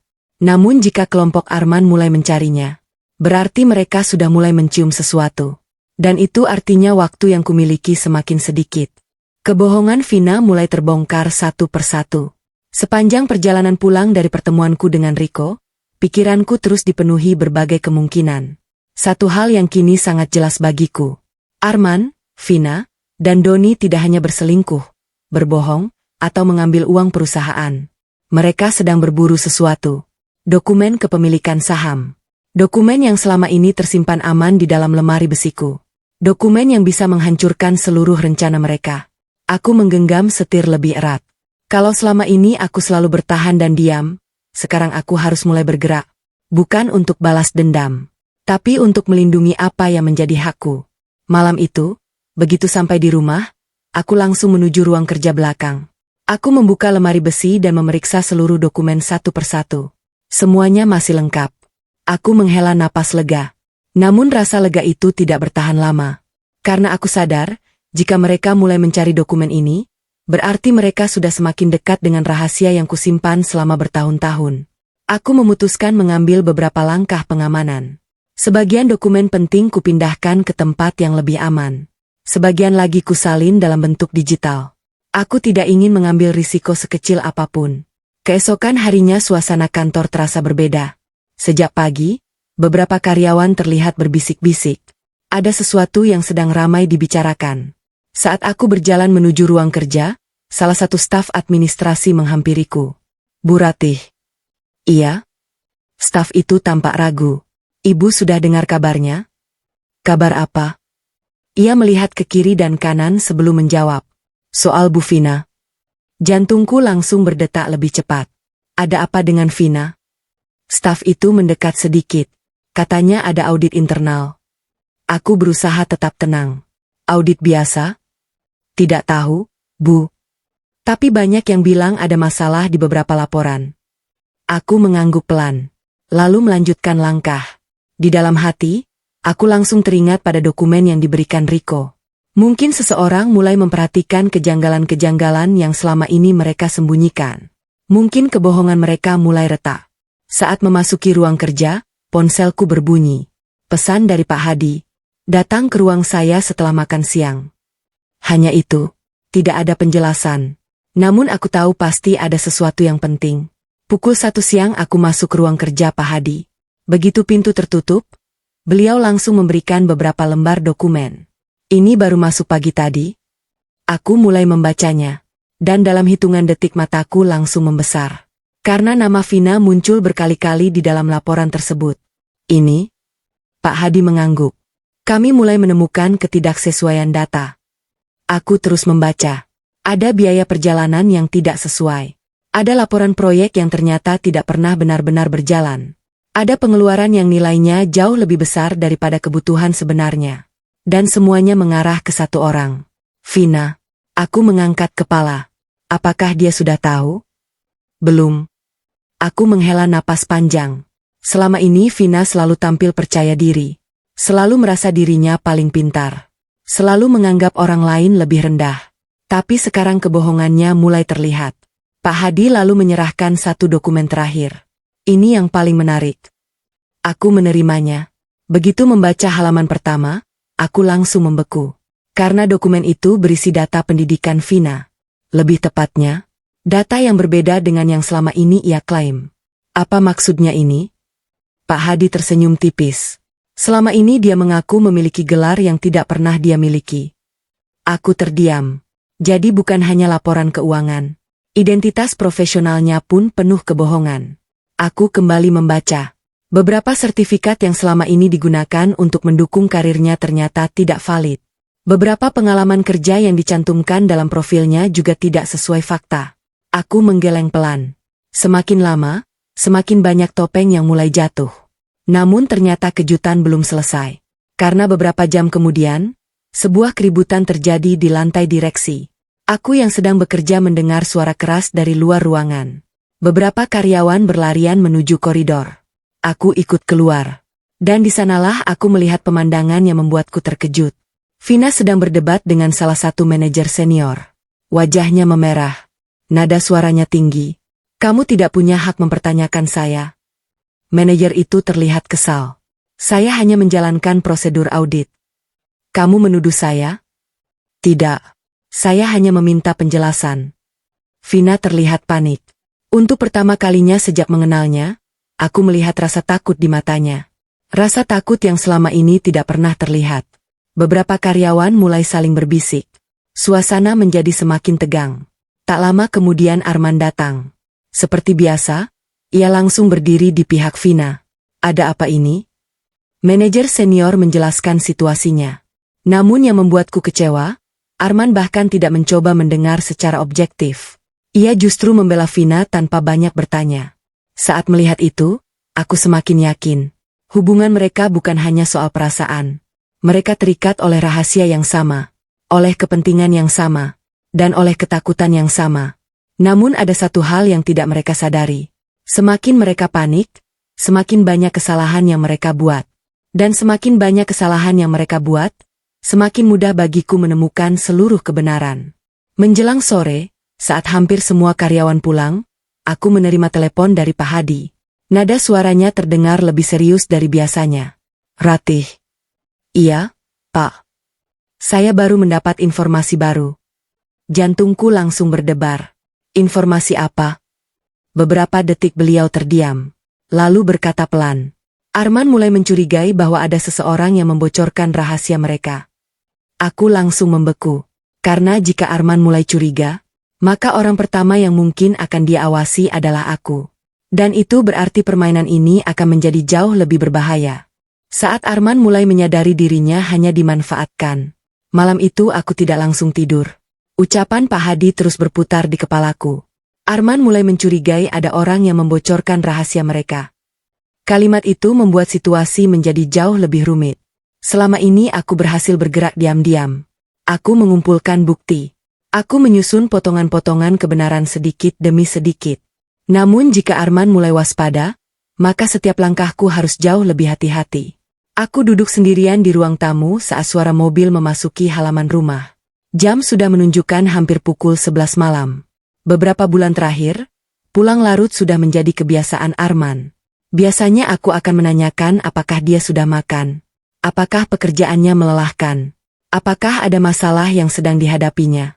Namun malam itu aku hanya duduk diam. Pintu terbuka. Arman masuk dengan wajah yang terlihat lebih tegang daripada biasanya. Ia bahkan tidak langsung mengganti pakaian. Ia duduk di sofa seberangku sambil memijat pelipis. Ada masalah di kantor? Tanyaku pelan. Untuk beberapa detik ia hanya diam. Lalu menghela napas panjang. Audit. Aku berpura-pura tidak tahu. Kenapa dengan audit? Arman terlihat berpikir sebelum menjawab. Beberapa orang mulai mencari-cari kesalahan. Aku menahan diri agar ekspresiku tidak berubah. Padahal aku tahu lebih banyak daripada yang dia kira. Kalau tidak ada yang salah, kenapa harus khawatir? Tanyaku. Arman langsung menoleh. Tatapannya membuatku sadar bahwa pertanyaan sederhana itu ternyata mengenai sasaran. Beberapa detik ia tidak menjawab.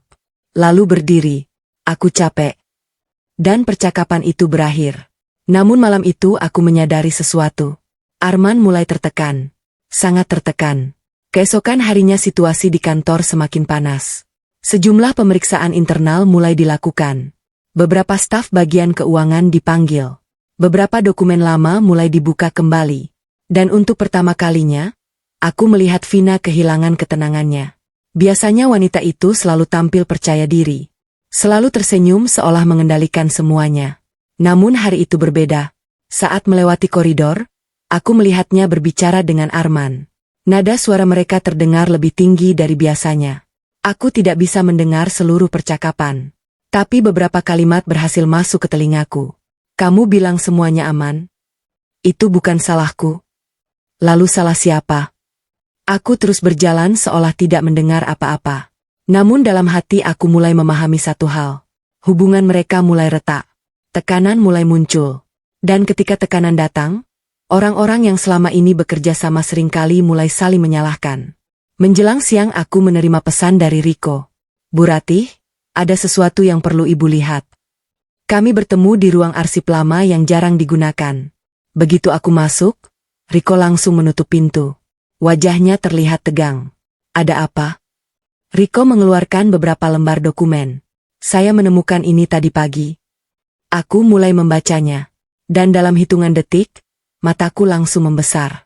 Karena dokumen itu berisi transaksi pribadi Vina, transfer uang, pembayaran, dan sejumlah aset yang baru dibeli. Jumlahnya sangat besar. Jauh lebih besar daripada gaji resminya. Apa ini asli? Tanyaku. Riko mengangguk. Saya sudah memeriksanya beberapa kali. Aku kembali melihat dokumen itu. Lalu menemukan sesuatu yang menarik. Beberapa aset ternyata tidak atas nama Vina, melainkan atas nama orang lain. Salah satunya, Arman. Dadaku langsung terasa sesak. Jadi sebagian uang itu mengalir ke suamiku. Namun ada hal lain yang jauh lebih mengejutkan. Beberapa aset ternyata atas nama pria lain yang tidak kukenal. Aku menunjuk nama tersebut. Siapa ini? Riko terdiam. Ekspresinya berubah. Lalu ia berkata pelan. Itu yang membuat saya datang ke ibu. Kenapa? Karena pria itu bukan keluarga Bu Vina. Jantungku berdetak lebih cepat. Lalu siapa? Riko menelan ludah. Menurut informasi yang saya dapat, dia adalah seseorang yang sangat dekat dengan Bu Vina. Aku langsung memahami maksudnya. Dan untuk beberapa detik aku hanya bisa terdiam. Apakah mungkin Vina bukan hanya memanfaatkan Arman? Apakah mungkin selama ini Arman juga sedang dibohongi? Pikiran itu terus menggangguku. Sore harinya aku melihat sesuatu yang semakin menguatkan kecurigaanku. Aku sedang berjalan menuju area parkir ketika tanpa sengaja melihat Vina berbicara melalui telepon.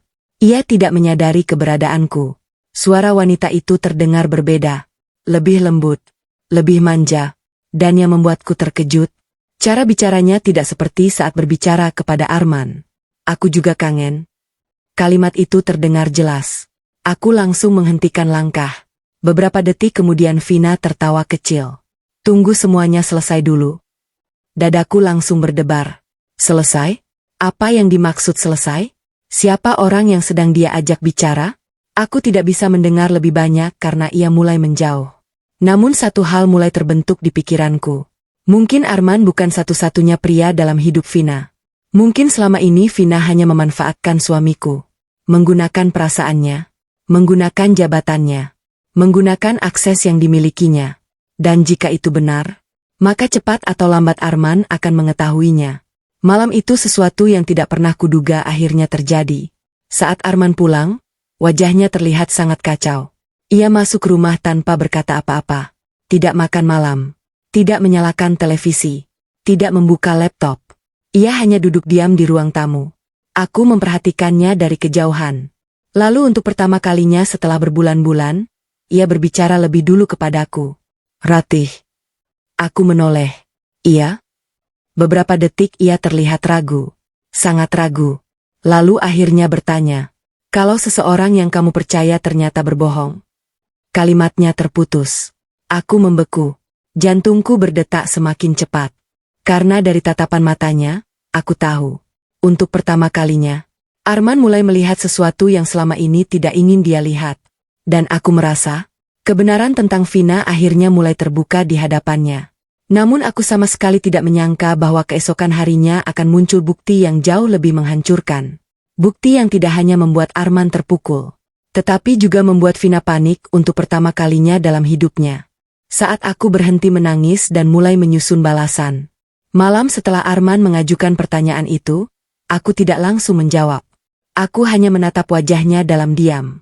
Wajah pria yang dulu sangat kucintai. Wajah yang selama bertahun-tahun menjadi alasan mengapa aku terus bertahan. Namun malam itu ada sesuatu yang berbeda. Untuk pertama kalinya, aku melihat kebingungan di matanya. Bukan kesombongan. Bukan sikap dingin. Bukan pembelaan membabi buta kepada Vina. Melainkan kebingungan. Seolah dunia yang selama ini ia yakini mulai runtuh sedikit demi sedikit. Kenapa kamu bertanya begitu? Tanyaku pelan. Arman mengusap wajahnya. Lalu tersenyum pahit. Tidak apa-apa. Jawaban itu membuatku tahu bahwa sesuatu memang sedang terjadi. Sesuatu yang belum siap ia ceritakan. Aku tidak memaksa. Karena aku tahu cepat atau lambat semuanya akan terungkap. Dan malam itu, untuk pertama kalinya setelah berbulan-bulan menangis karena pengkhianatan, aku membuat keputusan penting. Aku berhenti menjadi korban. Aku berhenti menunggu belas kasihan. Aku berhenti berharap mereka berubah. Saatnya aku melindungi diriku sendiri. Keesokan paginya aku datang ke kantor lebih awal. Aku langsung menuju ruang kerja Pak Hadi. Beliau sudah menungguku. Di atas meja terdapat beberapa map tebal. Wajahnya terlihat serius. Saya mendapat perkembangan baru. Dadaku langsung berdebar. Apalagi sekarang?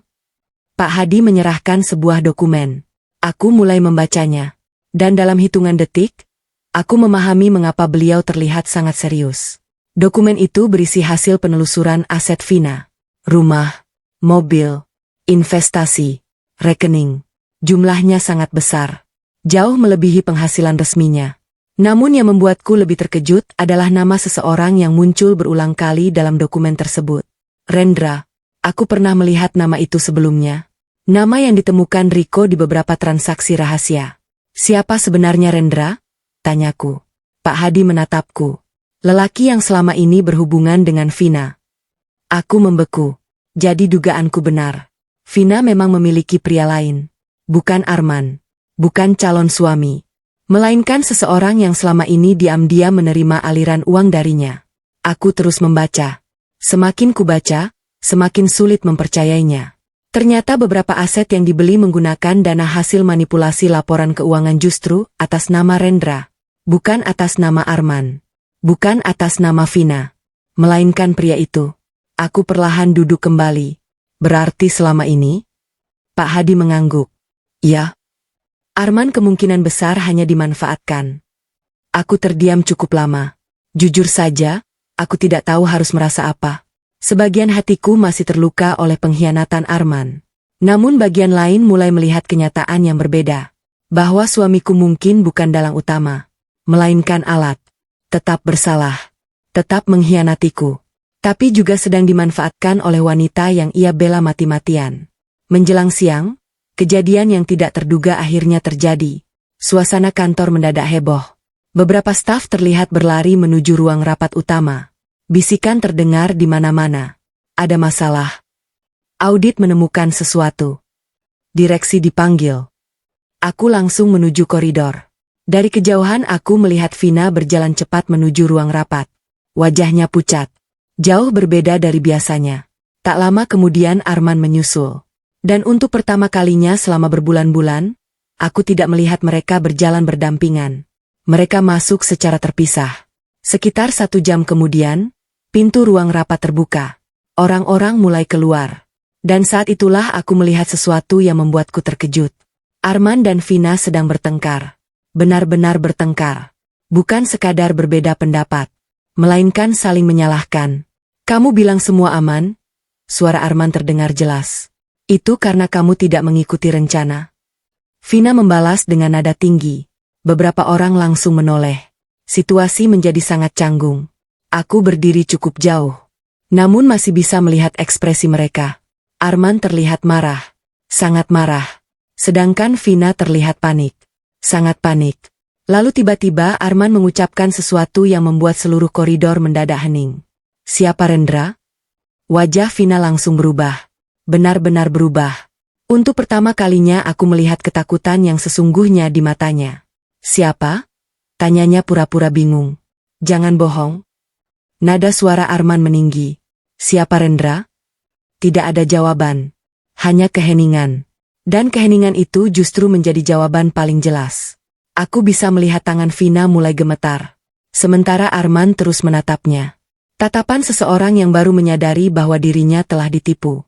Beberapa detik kemudian Vina pergi begitu saja. Meninggalkan Arman di tengah koridor.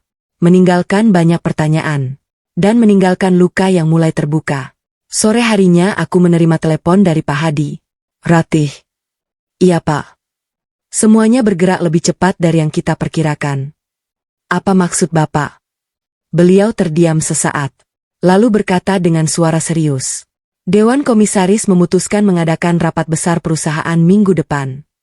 Jantungku langsung berdebar. Rapat besar. Aku tahu apa artinya. Semua direksi, semua manajer, semua pemegang kepentingan penting akan hadir. Pak Hadi melanjutkan. Kalau kamu ingin menghentikan mereka, kesempatan terbaik ada di rapat itu. Aku memejamkan mata perlahan. Selama bertahun-tahun aku bersembunyi. Selama bertahun-tahun aku membiarkan orang lain mengendalikan keadaan. Tapi sekarang waktuku hampir habis. Dan untuk pertama kalinya, aku mulai menyiapkan langkah yang akan mengubah segalanya. Langkah yang akan membuat Arman, Vina, Doni, dan seluruh perusahaan mengetahui siapa diriku sebenarnya. Namun aku sama sekali tidak menyangka bahwa sebelum rapat itu berlangsung, seseorang akan mencoba masuk rumahku pada malam hari. Dan target mereka hanya satu. Dokumen asli kepemilikan saham yang selama ini kusimpan.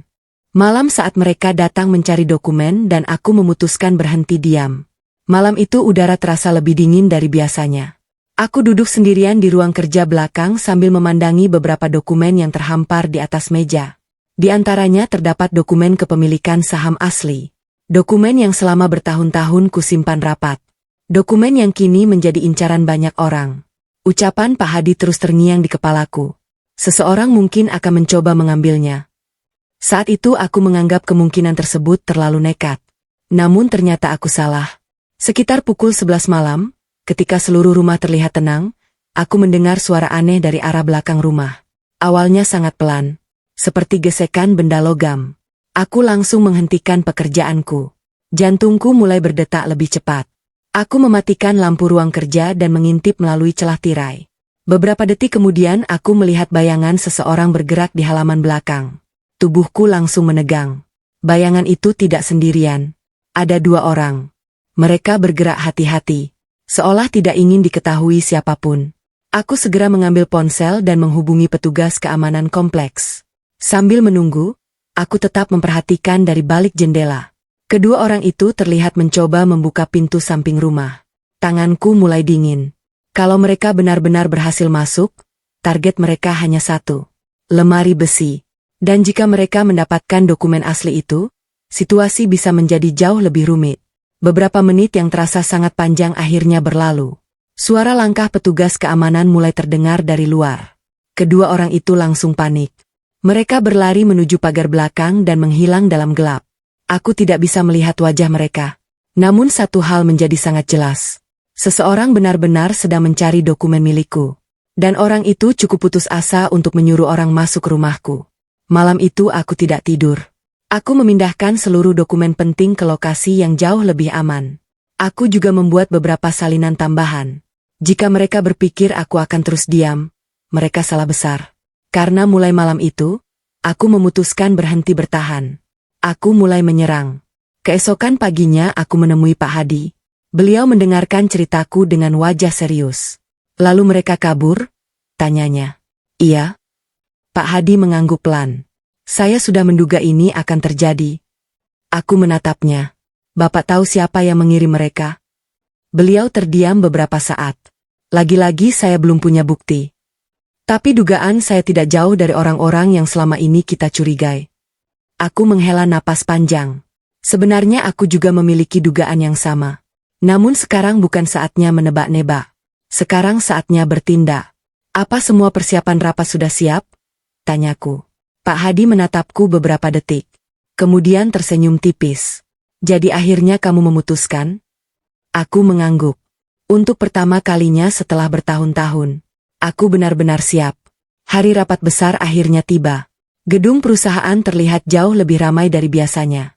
Semua direksi hadir. Semua manajer hadir. Bahkan beberapa komisaris yang jarang muncul ikut datang. Aku berdiri di depan cermin toilet beberapa saat sebelum masuk ke ruang rapat utama. Hari itu aku tidak berpakaian seperti biasanya. Aku mengenakan setelan formal berwarna biru tua. Rambutku ditata rapi.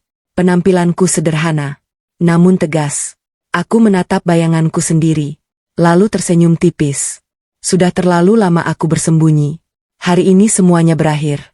Ketika aku memasuki ruang rapat, banyak orang terlihat terkejut. Beberapa bahkan menoleh 2 kali. Mungkin karena mereka tidak terbiasa melihatku tampil seperti itu. Di ujung ruangan, Vina duduk dengan wajah tegang. Di sampingnya ada Arman. Sedangkan Doni duduk beberapa kursi di belakang. Aku memilih duduk tenang. Tidak jauh dari meja utama. Vina sempat melirik ke arahku. Tatapannya penuh rasa tidak suka seperti biasa. Ia mungkin mengira hari itu akan menjadi hari kemenangannya. Ia tidak tahu apa yang akan terjadi beberapa saat lagi. Rapat dimulai. Beberapa laporan dipresentasikan. Beberapa hasil audit dibacakan. Suasana perlahan berubah tegang. Terutama ketika sejumlah transaksi mencurigakan mulai dibahas. Vina mulai terlihat gelisah. Arman berkali-kali mengusap dahinya. Sedangkan Doni terus memeriksa ponselnya. Lalu tibalah saat yang selama ini kutunggu. Pak Hadi berdiri. Beliau memandang seluruh ruangan. Kemudian berkata dengan suara tenang. Sebelum rapat dilanjutkan, ada satu hal penting yang harus diketahui semua peserta. Ruangan langsung hening. Semua mata tertuju kepadanya. Termasuk Vina. Termasuk Arman. Termasuk Doni. Aku bisa merasakan jantungku berdetak semakin cepat. Namun kali ini bukan karena takut. Melainkan karena aku tahu. Setelah hari ini, tidak akan ada yang sama lagi. Pak Hadi melanjutkan. Selama bertahun-tahun ada kesalahpahaman mengenai struktur kepemilikan perusahaan ini. Beberapa orang mulai saling berpandangan. Vina terlihat bingung. Arman mengernyit. Lalu Pak Hadi mengambil sebuah map. Map yang berisi dokumen asli. Dokumen yang selama ini mereka cari. Dokumen yang selama ini mereka coba curi. Dan saat beliau mulai membukanya di depan semua orang, aku melihat wajah Vina perlahan kehilangan warna. Karena untuk pertama kalinya, ia mulai menyadari bahwa wanita yang selama ini ia hina. Wanita yang ia suruh membuat kopi. Wanita yang ia anggap tidak berharga. Ternyata menyimpan rahasia yang tidak pernah ia bayangkan. Saat seluruh ruangan terdiam dan wajah mereka mulai pucat. Ruangan rapat utama mendadak sunyi. Tidak ada suara kursi bergeser. Tidak ada suara bisikan. Semua mata tertuju pada map yang berada di tangan Pak Hadi. Aku duduk tenang di kursiku. Sementara di seberang sana, Vina terlihat semakin gelisah. Tangannya yang biasanya selalu percaya diri kini menggenggam pulpen begitu erat. Arman juga terlihat tegang. Beberapa kali ia melirik ke arah Pak Hadi. Lalu ke arah dokumen yang sedang dibuka. Seolah firasat buruk mulai menghampirinya. Pak Hadi berdiri tegak. Lalu mengeluarkan beberapa lembar dokumen dari dalam map tersebut. Dokumen ini merupakan dokumen asli kepemilikan saham perusahaan. Kalimat itu langsung membuat suasana berubah. Beberapa direksi saling berpandangan. Para manajer mulai berbisik. Sementara Vina tampak berusaha tetap tenang. Namun aku bisa melihat perubahan di wajahnya. Ia mulai panik. Pak Hadi melanjutkan. Selama bertahun-tahun, pemilik mayoritas perusahaan memilih tidak tampil di depan publik. Ruangan semakin hening. Aku bisa mendengar suara napasku sendiri. Lalu beliau mengangkat salah satu dokumen. Dan hari ini saya akan menjelaskan siapa pemilik sebenarnya perusahaan ini. Jantung beberapa orang seolah berhenti berdetak. Aku melihat Arman mulai duduk tidak tenang. Sedangkan Vina tampak memucat. Mungkin karena selama ini mereka yakin perusahaan tersebut tidak memiliki sosok kuat di belakang layar. Mereka mengira semuanya bisa mereka kendalikan. Mereka mengira tidak ada yang akan melawan. Namun mereka salah. Sangat salah. Pak Hadi kemudian menyebutkan nama yang selama ini mereka abaikan. Pemegang saham mayoritas perusahaan ini adalah Ibu Ratih Pramesti. Sunyi. Benar-benar sunyi. Seolah seluruh ruangan kehilangan suara. Beberapa orang langsung menoleh ke arahku. Ada yang terkejut. Ada yang tidak percaya. Ada yang bahkan membuka mulut tanpa mampu berkata apa-apa. Aku perlahan berdiri dari kursiku. Tatapan puluhan pasang mata langsung tertuju kepadaku. Dan di antara semuanya, aku melihat wajah Vina.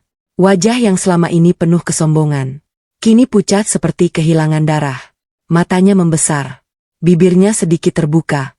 Seolah tidak mampu memproses apa yang baru saja didengarnya. Arman lebih parah lagi. Ia menatapku seperti sedang melihat orang yang sama sekali tidak dikenalnya. Ratih? Suara itu keluar pelan dari mulutnya. Penuh kebingungan. Penuh ketidakpercayaan. Aku menatapnya beberapa detik. Lalu mengalihkan pandangan. Karena saat itu aku tidak lagi ingin mencari pengertian dari dirinya. Sudah terlambat. Terlalu terlambat. Pak Hadi kembali melanjutkan penjelasannya. Beliau menunjukkan dokumen warisan. Dokumen kepemilikan saham. Dokumen legal perusahaan. Semua sah. Semua resmi. Semua tidak bisa dibantah. Dan satu persatu wajah orang mulai berubah. Orang-orang yang selama ini menganggapku hanya pegawai biasa kini mulai memahami kenyataan sebenarnya. Aku bukan orang yang mereka kira. Aku bukan wanita lemah yang bisa dihina sesuka hati. Aku adalah pemilik perusahaan yang selama ini mereka injak. Kemudian Pak Hadi mengeluarkan dokumen berikutnya. Dokumen hasil audit. Disinilah suasana mulai berubah drastis. Nama Vina disebut berulang kali. Transaksi mencurigakan. Manipulasi laporan. Penyalahgunaan jabatan. Pengeluaran fiktif. Semuanya mulai dibacakan di depan peserta rapat. Wajah Vina semakin pucat.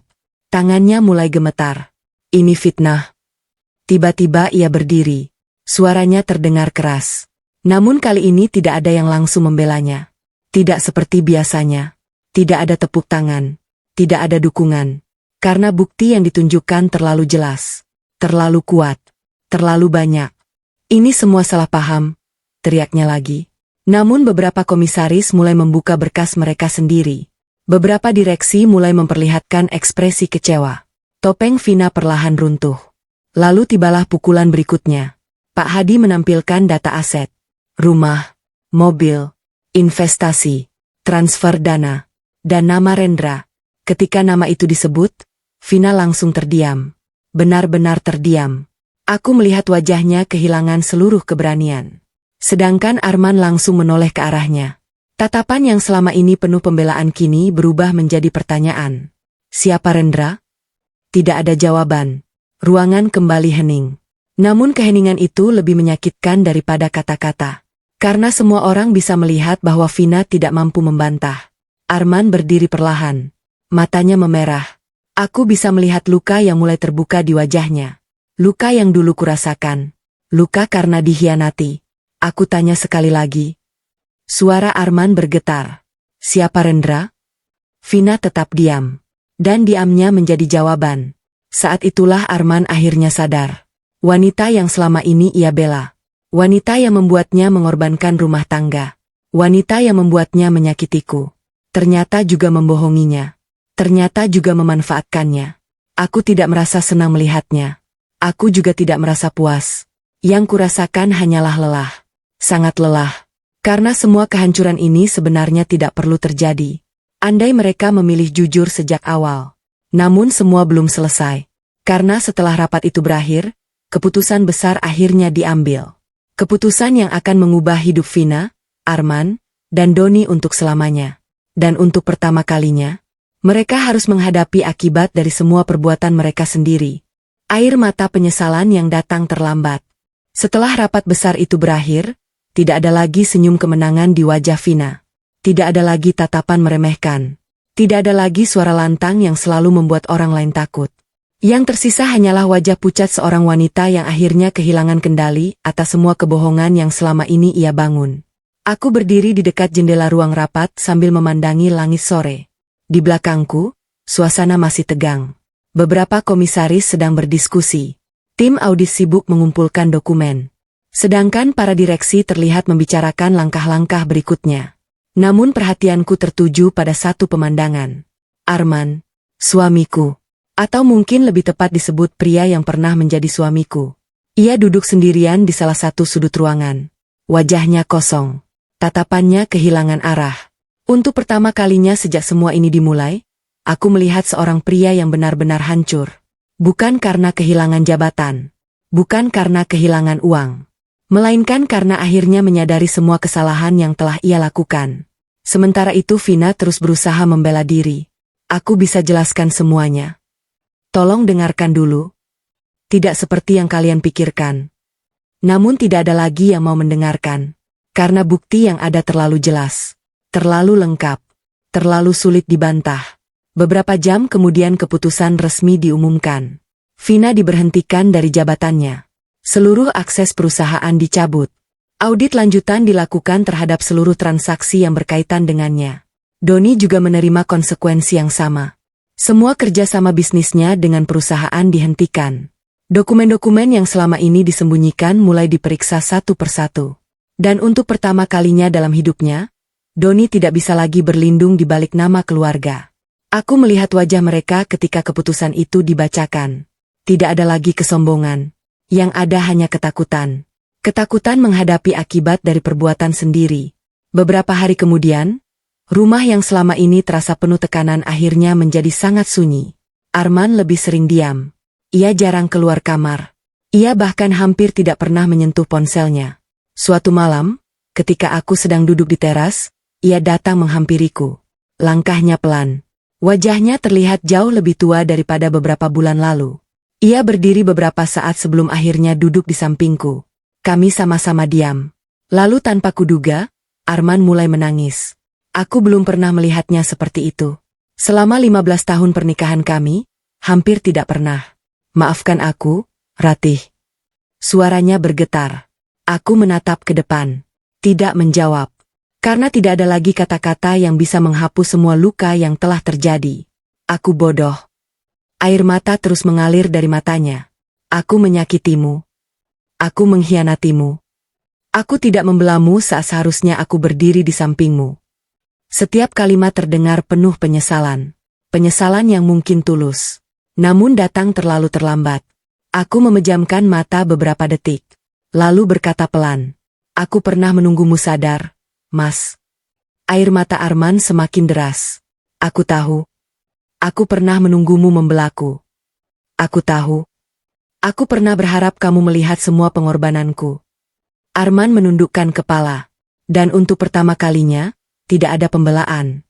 Tidak ada alasan. Tidak ada bantahan. Karena ia tahu semua itu benar. Aku kehilangan wanita terbaik dalam hidupku. Kalimat itu membuat dadaku sesak. Bukan karena cinta yang kembali tumbuh. Melainkan karena aku tahu. Kami sudah sampai di ujung jalan. Ada beberapa hal yang bisa diperbaiki. Namun ada juga yang tidak. Kepercayaan adalah salah satunya. Beberapa minggu kemudian, kehidupanku mulai berubah. Aku tidak lagi menyembunyikan identitasku.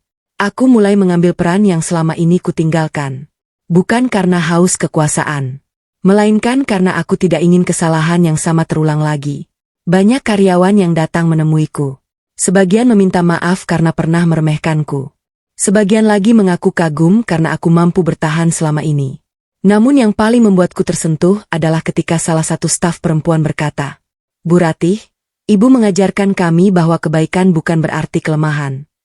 Aku tersenyum. Karena kalimat itu benar. Selama ini orang mengira aku lemah karena diam.